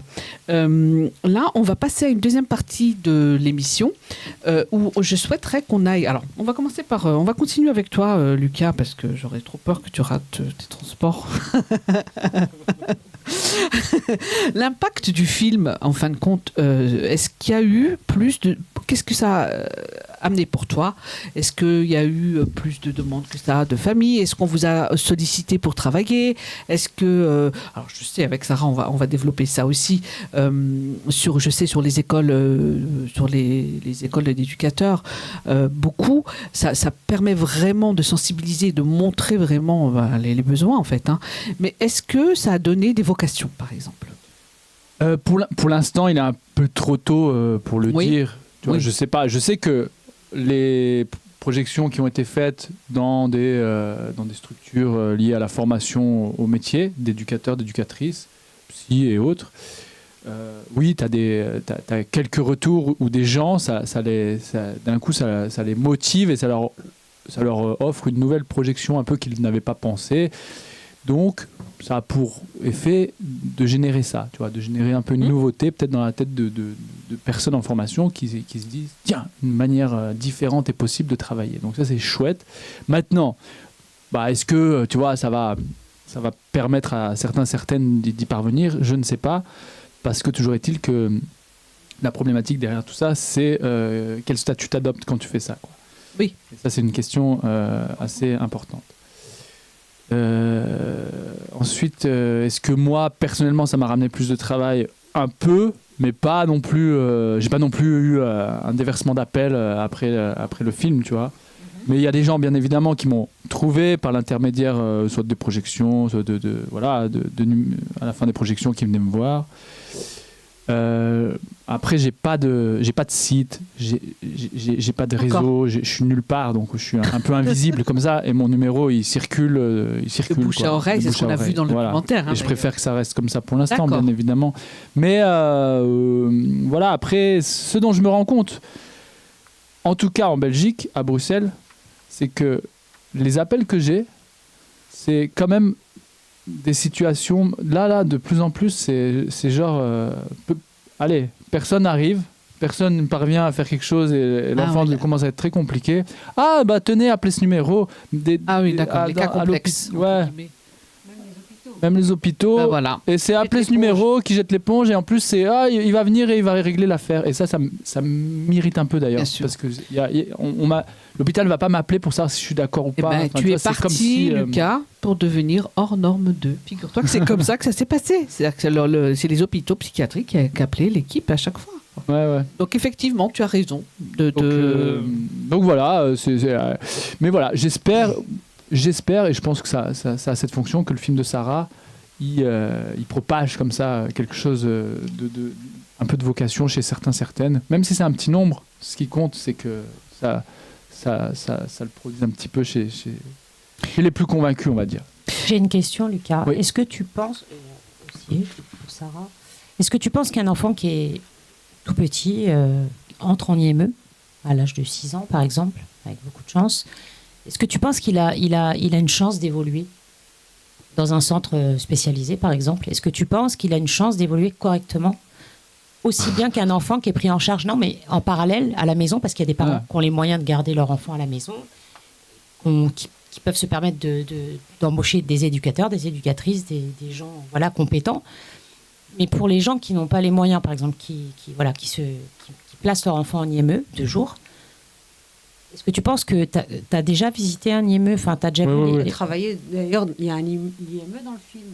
Oui, il y a celui-là, il y en a d'autres. Nathanaël. Est-ce que tu penses qu'il manque beaucoup de formation, ou bien certains IME font bien leur travail.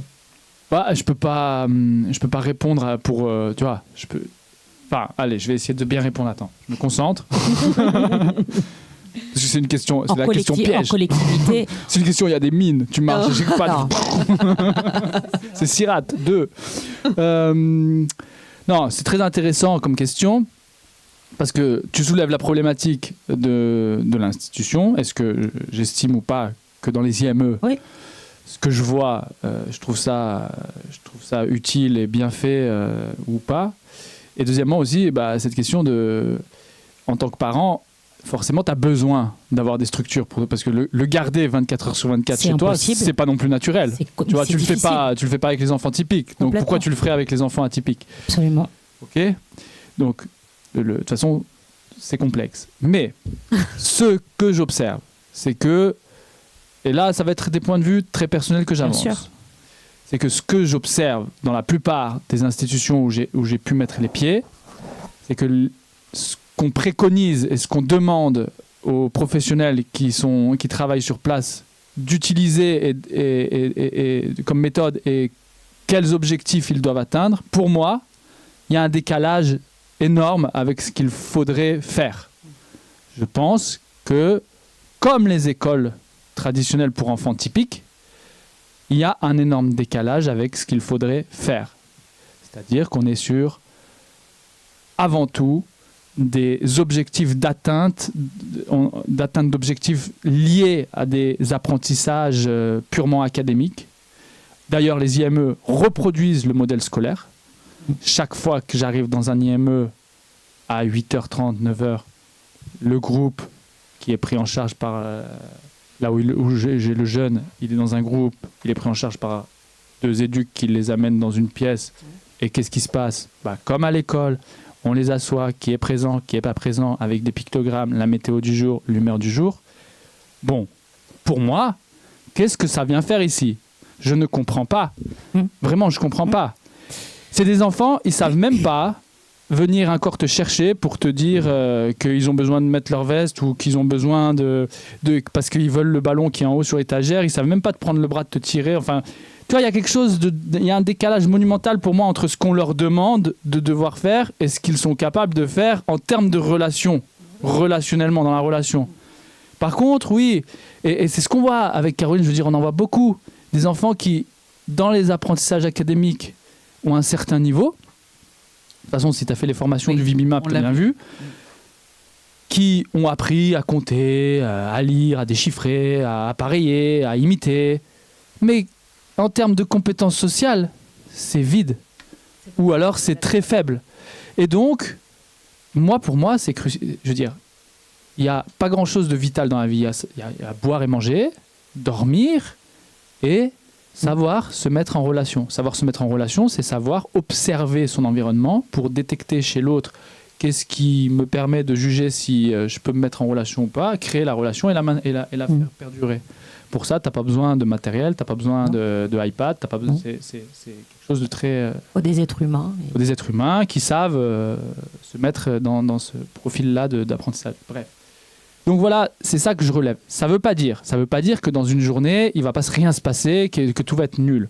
Mais c'est la même critique, pour moi c'est exactement la même critique que je ferais au milieu d'éducation traditionnelle pour les enfants typiques. C'est pareil, je ne suis pas pour je ne suis pas pour ce modèle où on veut rentrer dans la tête de l'écolier des connaissances pour que ça devienne une sorte d'être doté de connaissances qu'il ne sait pas forcément bien utiliser à bon escient, mais au moins on peut dire qu'on est des pays occidentaux évolués parce qu'on a atteint des niveaux d'éducation. Même nous, en tant que parents, moi je voulais absolument que ma fille aille à l'école parce que je voulais qu'elle apprenne le rouge, le vert, le bleu, mais finalement, est-ce que c'est réellement utile? Je sais qu'en IME, elle a des heures d'école, donc on lui apprend à écrire, mais elle ne sait pas mettre ses chaussures. Oui. Les priorités ne sont pas assez... Moi, ce que je vois en tant que citoyen, c'est que je vis dans des sociétés où la notion de solidarité, elle s'est effritée. La pauvreté est présente, mais pourtant, tu vois, l'entraide c'est pas dingue, quoi. On est de plus en plus individualiste et on est dans une pente glissante, tu vois, où où beaucoup de gens quand même se retournent sur eux-mêmes et ne veulent plus de l'étranger, ne veulent plus cohabiter, tu vois. C'est ça qu'on vit. Ouais. Mais si c'est ça qu'on vit, c'est quand même que ça découle, tu vois, de décennies et de décennies d'un modèle d'éducation qui t'amène pas à la solidarité non plus et qui t'amène pas à une vie Parce qu'on est quand même très sociétalement avec nos enfants, collective, tu vois. Ouais. On est très Et seuls. donc moi c'est pour ça aussi que je fais ce métier et que j'ai envie et que je suis optimiste parce que au travers du handicap, je peux ramener un nouveau modèle pédagogique un peu, tu vois. Et grâce au film de Sarah, j'ai un peu une écoute aussi. Et grâce à vous. Ça amène Donc du coup c'est chouette, quoi. l'interrogation. Tu veux on se interroger remet en un peu question. les modèles éducatifs, quoi. Les modèles éducatifs. Les IME, ils sont calqués sur le modèle éducatif traditionnel. Il faut absolument que ce film-là il soit un support vraiment pédagogique, de travail, de sensibilisation, mais surtout de formation pour tous, en fait. Aussi bien pour les personnes concernées, les familles au niveau du handicap, les formateurs, les professionnels, et pourquoi pas au niveau plus haut, politique. On va en parler, Sarah. On va enchaîner bientôt sur ce sujet-là parce qu'il est essentiel et il est important. On sait bien que les pouvoirs publics, c'est eux qui ont la clé, c'est eux qui ont les solutions. Moi, c'est un moment qui m'a troublée dans le documentaire sur la fin quand vous avez réussi, les familles se sont organisées pour venir. Ils ont préparé leurs enfants handicapés, les ont préparés. Ça leur a coûté ce que leur a coûté comme énergie, comme préparation. Et au final, pour aller donc au Parlement, c'est ça. Et au final, porte close. Alors, moi, j'aimerais savoir, je pense qu'on est plusieurs à vouloir savoir, est-ce qu'il y a eu un petit quelque chose après la suite? Est-ce qu'il y a une petite suite à ça Alors, il faut savoir qu'en Belgique, il y a une association qui s'appelle le GAMP, qui, plusieurs fois par an, donc les membres du GAMP va manifester auprès du Parlement bruxellois pour que les choses bougent. Alors, quand je dis les choses bougent, ça veut dire quoi? Les parents réclament un statut d'aidant proche. Donc, ils réclament le fait que s'ils arrêtent de travailler, ils puissent avoir une compensation, ce que l'on n'a pas en Belgique. Donc, en Belgique, si vous arrêtez de travailler pour vous occuper de votre enfant handicapé, vous êtes au chômage. Maintenant, il y a une nouvelle loi qui dit qu'on peut rester au chômage maximum 2 ans. Moi, j'ai la chance d'avoir le statut d'artiste en Belgique, donc ce qu'on appelle ici les intermittents du spectacle, qui fait qu'en fond, je peux faire mes films et m'occuper de Jack, mais sans ce statut, je serais incapable de travailler temps plein. Jack demande une attention constante. Il va à l'école de 9h à 3h et il a très souvent des crises d'épilepsie ou il n'est pas bien et donc je dois rester avec lui. Et donc, régulièrement, on va auprès de ces politiques. Alors, on reçoit des petits sandwichs, on est là, on nous écoute, comme ça, la larme à l'œil, et puis finalement, rien ne bouge. Ce jour-là, j'étais là avec ma caméra. Un gouvernement venait de se former, je ne sais pas, parce que c'est tellement catastrophique. Et ils n'ont pas voulu que je filme. Je voulais seulement filmer, en fait, les discours des parents. Je voulais filmer les interventions des parents auprès des parlementaires. Et ils n'ont même pas voulu ça. Ils n'ont pas voulu que je filme les parents. Même pas leur visage à eux, juste les parents. Et donc j'ai trouvé ça un formidable ce refus parce que j'ai pu le mettre dans mon film. Et ce qui est assez dingue, c'est que maintenant le film sera montré à ces mêmes parlementaires qui m'ont refusé. Le 15 décembre, nous partirons au Parlement bruxellois avec Lucas. Je touche du bois parce qu'il faut que ça se fasse, mais normalement ça va se faire. Et j'espère qu'ils seront présents pour regarder nos réalités. Parce qu'encore une fois, pareil, comme en France, il y a les décideurs, mais ils ne savent pas du tout, c'est ça en fait, ce qui se passe vraiment dans les foyers. Et là, ce que vous démontrez au cœur de l'intimité des familles, c'est triste, c'est dur, mais c'est la réalité, quoi. Et en Belgique, comme en France, parce que j'ai un peu lu, je me suis un peu renseignée, les coupes budgétaires se passent par les personnes les plus fragilisées, ce qui est absolument dingue, c'est incroyable. Voilà, donc les enfants, maintenant, on n'a plus droit à des transports quasi gratuits. C'est très, très compliqué. Et puis, les listes d'attente. Donc, en fait, en Belgique, on n'a pas... Ici, en France, vous avez l'inclusion dans les écoles ordinaires avec l'aide des AESH, c'est bien ça? Absolument. Chez nous, c'est très anecdotique. Donc, quand un enfant naît avec un handicap, il a le droit d'aller dans une école spécialisée en fonction de son handicap. Donc, il y a 8 types d'écoles. Par exemple, pour vous donner un exemple, le type 1, c'est handicap mental léger. Type 2, c'est moyen à sévère. Type 3, c'est trouble du comportement. Type 4, c'est trouble moteur. Type 5, c'est les troubles visuels. Donc, il y en a 8 comme ça. Le problème maintenant, c'est de trouver la bonne case parce qu'évidemment, souvent, les enfants ont plusieurs handicaps associés. Donc, il faut décider quel est le pire. Et puis, il faut se mettre sur la liste d'attente. Donc, mon fils est dans une école, la plus grande école de Bruxelles pour le type 2. Il y a 350 enfants qui sont accueillis de l'âge de 2 à 22 ans. Il y a 350 enfants sur la liste d'attente qui attendent. Et où sont ces enfants en attendant d'être pris dans cette école? À la maison. Les parents Chez eux. en détresse. Voilà. Et Avec un parent au chômage, ou parfois les deux. Et c'est ça. Et non, mais ce qu'expliquait en plus, je crois qu'ils ne peuvent pas percevoir, il me semble. Non, ils peuvent. 2 ans, je crois. 2 ans. Voilà, 2 ans de chômage et après aucun revenu. Enfin, rien, aucune prestation, en fait. Donc, effectivement, c'est quand même différent par rapport à la France. C'est clair. Alors que on est en train de vivre des choses qui vont être terribles aussi pour les familles si à partir de demain c'est voté, puisqu'il parle aussi d'aller récupérer de l'argent aux plus vulnérables. Encore une fois, c'est tellement plus facile d'écraser quelqu'un qui est déjà à terre que d'aller chercher ceux qui n'ont pas de problème de santé ou qui en plus ont amplement les moyens. Voilà, moi je fais pas de politique, c'est pas mon domaine. Mais on nous rabâche ça du matin jusqu'au soir depuis quelques semaines. Pourquoi aller diminuer une prestation pour les adultes handicapés avec 1033 €? Je ne sais pas ce qu'ils vont vivre, comment on peut vivre avec ça, et aller chercher ça encore. Et l'ALD pour la sécurité sociale, enfin voilà, nos enfants. Ce qui me rend dingue, c'est par exemple les hommes d'État qui ont été au gouvernement un jour, qui bénéficient encore aujourd'hui. Par contre, eux, c'est pas grave, quoi. Ils touchent encore leur... Le passé, c'est le passé. Le plus important, c'est le présent. Qu'est-ce qui se passe aujourd'hui? Pourquoi on continue de payer des prestations à des gens qui sont plus du tout au pouvoir? Exactement. Il faut juste ouvrir les yeux et il faut arrêter de donner de l'argent aux gens qui n'en ont plus besoin. Il faut vraiment donner aux gens qui sont dans le besoin, parce que l'autisme, c'est de la survie. Ah mais on en a déjà parlé plusieurs fois, c'est de la précarité, c'est de l'endettement parce que les parents cherchent quand même des moyens malgré les prestations, parce que encore une fois, il faut savoir, on va pas revenir dessus parce qu'on n'aura pas beaucoup de temps, mais savoir monter ces fameux dossiers MDPH, je ne sais pas comment c'est en Belgique, mais voilà, et tous les parents ne savent pas le faire, et en fonction de comment c'est fait, les prestations sont allouées ou pas, et beaucoup sont sans solution, et les parents, pareil, un peu comme ce qu'on voit dans le film, sont obligés de se débrouiller pour mettre en place des stratégies. Mais moi, je voudrais quand même qu'on revienne au film. Sarah, il a reçu un super bel accueil en Belgique, en tous les cas, à la télévision. Il y a eu déjà des prix.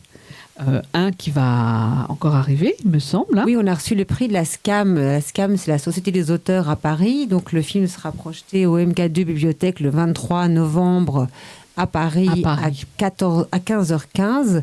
Et on a reçu une étoile. Donc, les étoiles de la SCAM, c'est un prix qui récompense les meilleurs documentaires. Il y en a 30. Dont des très très bons films, donc je suis contente d'être à côté de grands noms du documentaire. Bravo encore, vraiment félicitations. Et on est très heureux de pouvoir le voir ici en France, donc on essaiera de ne pas oublier de rediffuser la date, et rendez-vous pour la projection, c'est important. Et pour soutenir le film, même si vous n'avez pas besoin de notre soutien, parce qu'il est amplement mis à l'honneur là, de cette façon-là. Et... mais il y avait aussi un impact. Donc là, les Français, vous voulez pas... On va en parler des Français. On va en parler parce que ça, c'est vraiment une situation qui est complexe et je pense que je n'étais pas la seule à découvrir cette problématique qu'on nous a vendue différemment. Vous allez voir, nous les familles, c'est pas comme ça qu'on nous l'a présenté. Mais voilà, je voulais être sûre qu'on ait fait le tour au niveau des prix pour le film.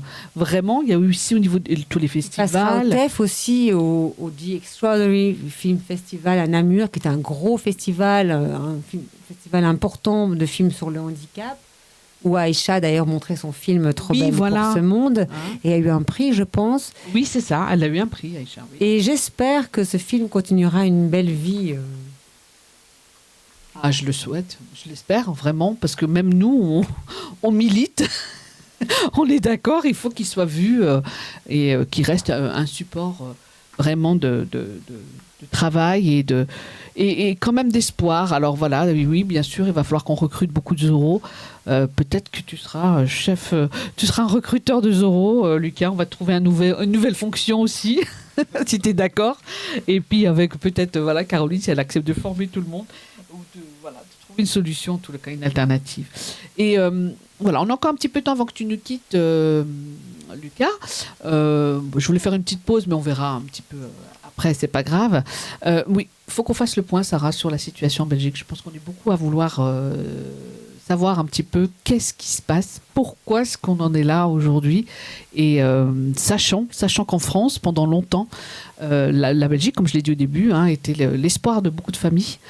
Qu'on a fait miroiter. Je fais partie, moi, des familles à qui on a très vite proposé l'orientation en Belgique. Donc, c'est quand même nous, nos institutions à nous, nos assistants sociaux qui proposent l'orientation de la Belgique aux familles en solution vraiment bien. Et même si aujourd'hui la France n'a plus le droit, normalement, de proposer cette orientation, malgré tout, faute que la France ne soit pas capable de créer des structures pour leurs enfants autistes, et depuis les exilés en Belgique, ça continue quand même en dessous de table. Il y a quelques familles qui n'ont pas le choix quand même, malgré tout, d'aller là-bas. Bon, ce qui est dommage, c'est qu'il y a des familles vraiment pour qui c'est le désespoir, et ma foi, il y a une solution, comme on a dit un petit peu, mais l'affect au niveau de l'enfant, c'est ce qu'on disait, de voir sa famille, je ne sais combien de fois, ça a un impact énorme et on n'en tient pas compte. Donc, moi, je voudrais qu'on clarifie un petit peu cette situation-là, Sarah. Eh bien, bon, il faut quand même rappeler qu'en 2013, la Belgique a été condamnée par le Comité européen des droits sociaux pour le manque de solutions d'accueil et d'accompagnement pour les personnes handicapées de grande dépendance. La France a été condamnée pour la même chose en 2023. Donc, on sait depuis 2013 que la Belgique n'est pas un très bon élève. Et d'ailleurs, quand on regarde le classement européen, la Belgique est deux pays, je ne sais pas quel pays, mais en tout cas, il est le quatrième, il est le pire. Derrière, il y a encore un pays, et le dernier, c'est la Roumanie. Donc, vous imaginez... L'avant-dernier, quasiment. L'avant-dernier, oui, quasi l'avant-dernier. Je peux vous envoyer après la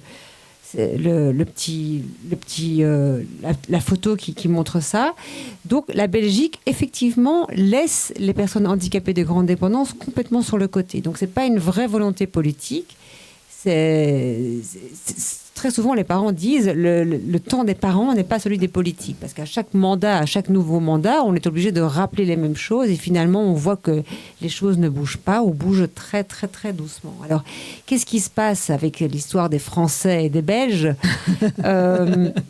Beaucoup d'enfants autistes viennent en Belgique dans nos institutions, qui ne sont pas nos institutions. En fait, les Français ne prennent généralement pas la place des Belges. D'accord. Généralement pas. Oui. Mais en fait, ce qui se passe, c'est qu'il y a des investisseurs belges qui ont flairé le bon filon, parce que donc en fait, les Français viennent avec des budgets de la MDPH, c'est bien ça. Les enfants viennent, ou les adultes, avec un budget, une espèce de budget personnalisé, c'est comme ça que nous on dit en Belgique, qui, en France, coûterait beaucoup plus cher. Donc, une place en France coûte beaucoup plus cher qu'une place en Belgique. Parce qu'en France, il faut un accompagnement médical, paramédical, alors qu'en Belgique, les normes d'accompagnement de ces personnes sont moindres. C'est surtout des éducateurs. Alors, on a ce qu'on appelle les éducateurs A1 qui ont un diplôme, ou les éducateurs A2, ou les éducateurs A3 qui ont juste le bac.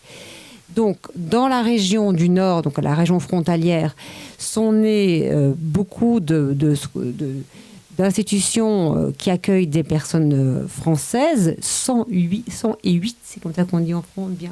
108 institutions qui accueillent, je vais vous dire, 8000 enfants français. Ah oui, quand même. Dans les institutions. Donc, ce sont des investisseurs qui ont flairé le bon filon et qui ont créé des maisons, ou qui rénovent des maisons pour accueillir les petits Français ou les jeunes Français. Avec évidemment tout ce que ça comporte, c'est-à-dire le fait que, en fait, ça coûte moins cher. Ça coûte moins cher qu'en France. Et la France y gagne sur plusieurs aspects. D'abord, oui, évidemment, les places sont moins chères. La place qu'on paye en Belgique coûte moins cher qu'en France à cause d'un personnel moins qualifié. D'ailleurs, il faut vous dire que la région est très fière parce qu'ils mettent au travail des gens et donc le taux de chômage diminue au niveau des chiffres officiels. C'est tout bénef pour eux. C'est tout bénef. Les investisseurs y gagnent parce qu'avec ce qu'ils reçoivent de la France, ils font des bénéfices. Il y a par exemple une boîte que je ne vais pas citer, mais donc qui crée beaucoup d'institutions, qui n'est pas une ASBL, c'est-à-dire une association sans but lucratif, mais une société anonyme dont l'objet est de faire des bénéfices. Et ces bénéfices reviennent après aux investisseurs. Donc, ils ne s'en cachent pas que c'est vraiment un business model. Alors, les familles françaises sont contents parce qu'ils ont trouvé une place pour leur enfant. Donc, finalement, on peut se dire que tout le monde est content. Mais il faudrait quand même se poser la question, est-ce que vraiment tout le monde est content ou la personne handicapée elle-même, est-ce qu'elle est vraiment contente d'être déracinée ? Déracinée, il y a des Français qui sont frontaliers, mais il y en a aussi qui viennent de Paris, c'est quand même assez loin, ou même de Marseille. Donc on peut imaginer que ces enfants ou ces jeunes ne voient pas souvent leur famille avec des situations, je trouve, assez dramatiques. Dramatique, on l'a vu aussi pendant le Covid, puisqu'ils ne pouvaient pas se voir. Il y a aussi des cas de familles, pour en avoir rencontré quelques-unes, qui ont dû enlever leur enfant de Belgique parce que médicamentés alors qu'ils n'avaient pas de traitement. Malheureusement, comme vous dites, ces structures, elles sont montées très rapidement parce que les normes belges sont beaucoup plus simplifiées qu'en France. Ce ne sont pas les mêmes critères et les mêmes exigences. Et du coup, il est arrivé que les familles rapatrient leurs enfants dans un sale état. Et, il y a eu des cas de maltraitance. De maltraitance, donc il faut le savoir. Et puis voilà, et puis ne serait-ce que la distance, quoi. Puis c'est pas normal. Enfin, moi, là, aujourd'hui, je suis très contente qu'on puisse en parler malgré tout, c'est important, parce que je pense qu'on est très peu à le savoir. Je ne sais pas ce qui lie la Belgique et la France. C'est une belle histoire d'amour qui doit exister depuis très très longtemps, mais pas que pour l'autisme, pour le handicap en général, il me semble.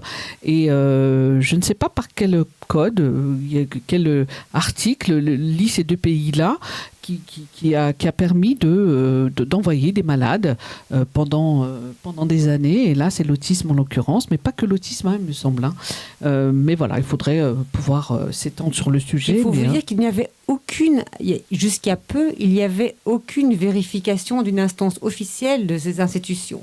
Maintenant, il y a l'AVIC, qui est l'instance officielle wallonne, qui vient quand même faire des vérifications, mais avant pas. C'est tout nouveau. Y compris de la France. C'est-à-dire que la France les envoie, mais à aucun moment, par contre, ils financent. Oui. Ils donnent les sous. Voilà. C'est vraiment une aberration et c'était vraiment important de pouvoir le souligner aujourd'hui. Un petit Français coûte 5 à 6 000 euros par mois en Belgique, alors qu'en France, il coûte beaucoup plus cher. Voilà. Bon, merci de nous l'avoir précisé. Je le savais, mais pas à ce point-là non plus. Et je pense que beaucoup vont découvrir aussi... moi, ce qui m'a fait mal, c'est de voir que les enfants belges n'ont pas, sont dans le même désarroi que beaucoup de familles, malgré tout, en France. Nous, on est à 52 000 places manquantes. Vous êtes à 22 000. Pour la Wallonie, 27, voilà. Bien sûr, le pays est plus grand, mais pourquoi pas faire profiter d'abord les enfants belges ? Enfin, je veux dire, et ça obligerait au moins l'État français à prendre en charge ses propres enfants. Parce que les enfants belges ont moins d'argent. Ils n'ont pas... Les régions ne donnent pas des budgets personnels, donc c'est moins rentable. Un enfant belge est moins rentable qu'un enfant français.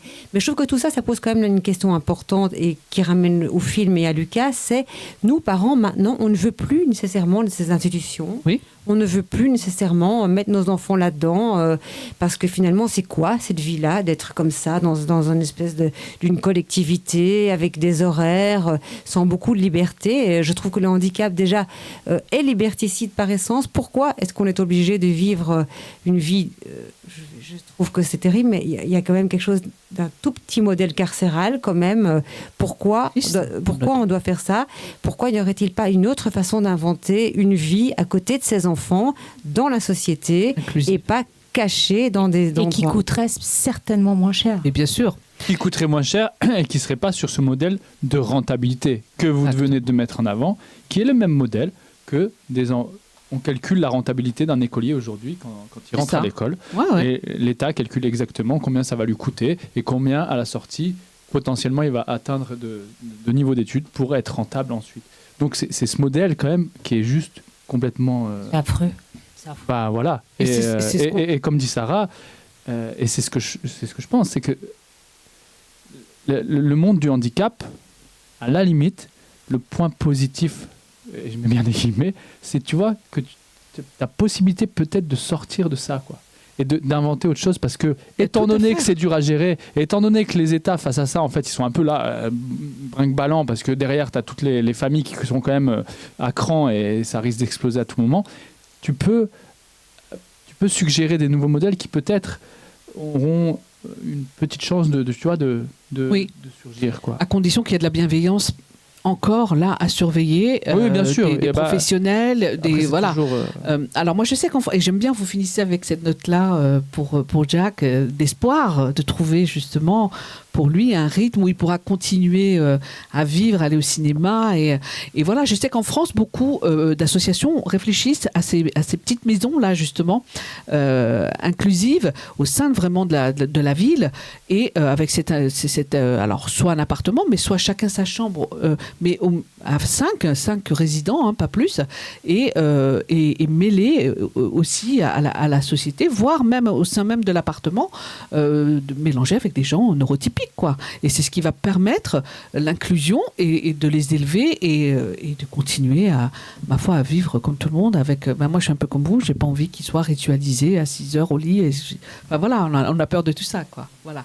On veut avoir le choix, vraiment. Oui. On veut pouvoir avoir le choix. C'est ça. Juste un petit mot avant que Zorro nous quitte. Je suppose qu'il y a son cheval qui l'attend en bas. Moi, j'ai vu tous les épisodes quand j'étais petit. J'adorais ce héros. C'était le symbole de la lutte entre le bien et le mal. Le bien s'en sortait toujours, vainqueur. Et là, j'espère que ce sera aussi cette métaphore qui va fonctionner. Mais ce film, moi, je l'ai vu aussi. Je l'ai regardé. Et là, vous parlez de deux modèles de société, deux concepts, privé ou public.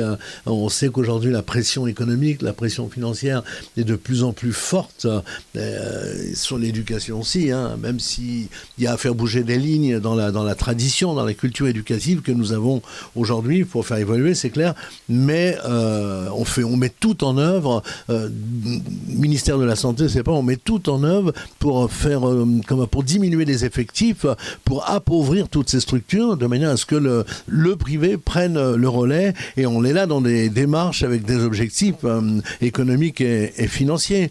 Et votre film, je trouve qu'il est il a un double objectif. Alors moi, j'ai pas pris beaucoup la parole parce que je suis le moins informé et j'y vais avec précaution. C'est un sujet sensible et c'était tellement passionnant de vous écouter parler. Je suis sûr que tes auditeurs pensent la même chose que moi. Et votre film, je pense qu'il va contribuer à rendre davantage, visible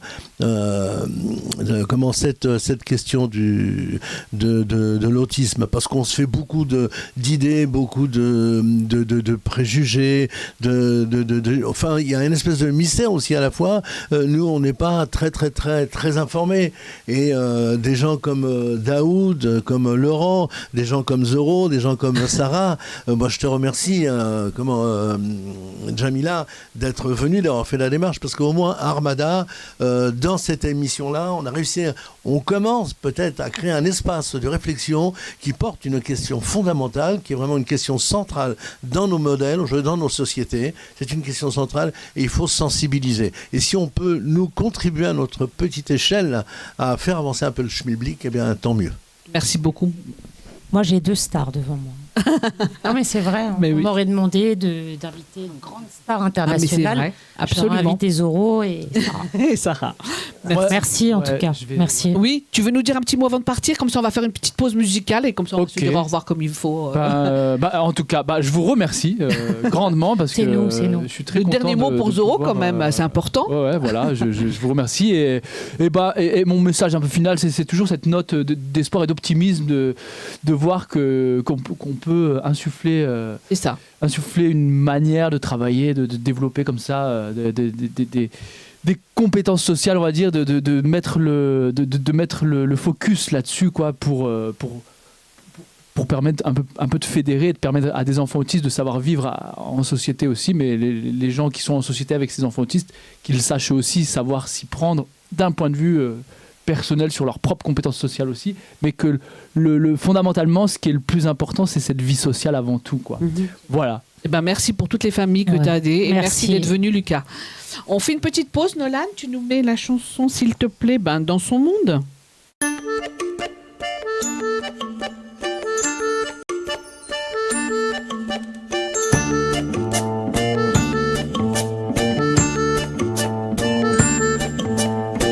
Il vit à côté de moi, le frère que je n'ai pas. Dans son monde,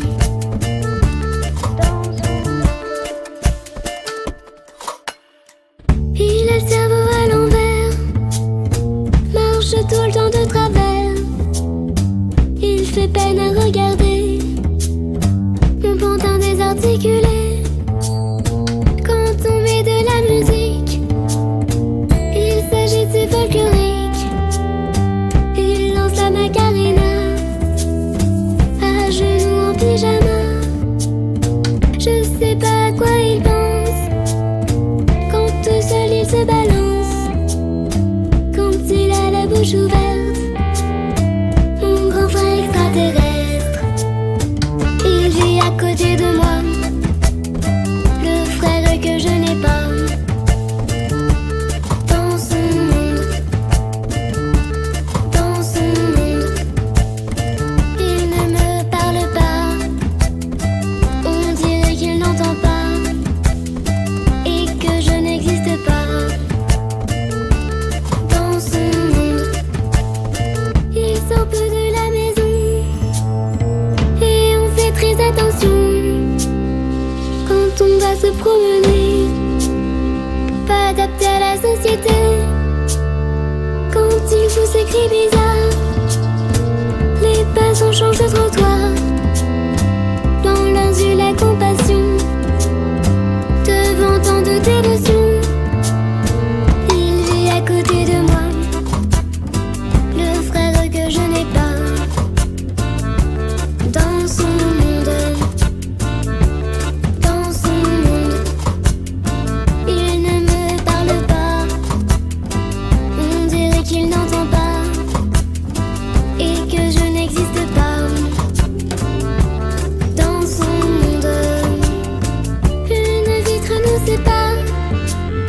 Il lui faudrait un avatar pour venir jouer avec moi, narguer maman et papa. C'est un combat de tous les jours, de lui faire comprendre l'amour. Mais je sais bien qu'il nous aime, du fond de son écosystème. Des fois c'est surréaliste d'avoir un grand frère autiste. Des fois c'est surréaliste d'avoir un grand frère autiste.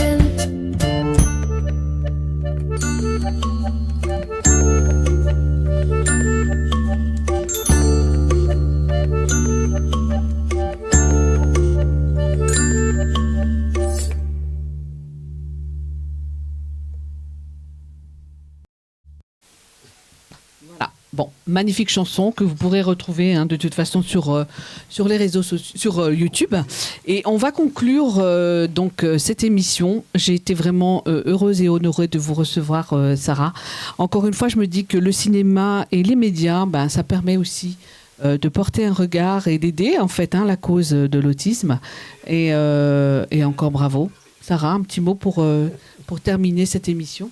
Un petit mot, c'est que un grand mot. Je pense qu'il y a vraiment moyen d'être heureux à côté de nos enfants particuliers, extraordinaires, nos enfants qui soient avec un TSA ou avec un handicap plus complexe. Parce que dans mon film, j'ai vraiment voulu montrer des personnes qui ont un handicap, qui ont de l'autisme, mais associées à d'autres handicaps.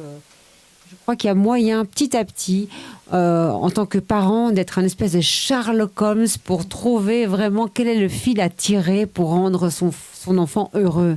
Et je crois qu'il y a moyen non seulement d'être heureux, mais je trouve que c'est un chemin de traverse peut-être même plus intéressant que les autoroutes qu'on nous propose. Merci Sarah. C'est vrai que nous, on se bat pour ça tous les jours.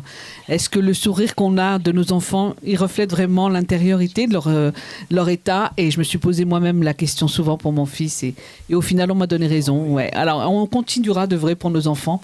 Et on fera, comme il dit Laurent, comme tu dis toi, et comme on essaye tous, nous parents, de chercher un petit peu leur motivation et la clé du bonheur pour eux et de les accompagner sur ce chemin de vie. Peut-être qu'on nous rejoindra au fur et à mesure et qu'on sera aidé de certains euros qui voudront retrouver aussi nos chemins. Voilà, un grand merci à toute l'équipe et on se donnera rendez-vous, on vous tiendra au courant pour les prochaines émissions. On n'a pas encore fixé de date et encore une fois, merci d'être venue Sarah. Moi j'applaudis, on applaudit tous Sarah s'il vous plaît, vraiment. Merci Sarah. Merci d'être venue, de nous avoir montré tout ça et on va essayer de finir avec on va terminer au lieu de finir avec le générique habituel avec le teaser du documentaire du film de Sarah. Pour ceux qui n'ont pas vu le film, je pense qu'après que cette émission, vous allez vraiment aller regarder le documentaire. À bientôt sur les réseaux. Pour répéter que le film va être diffusé toute la semaine.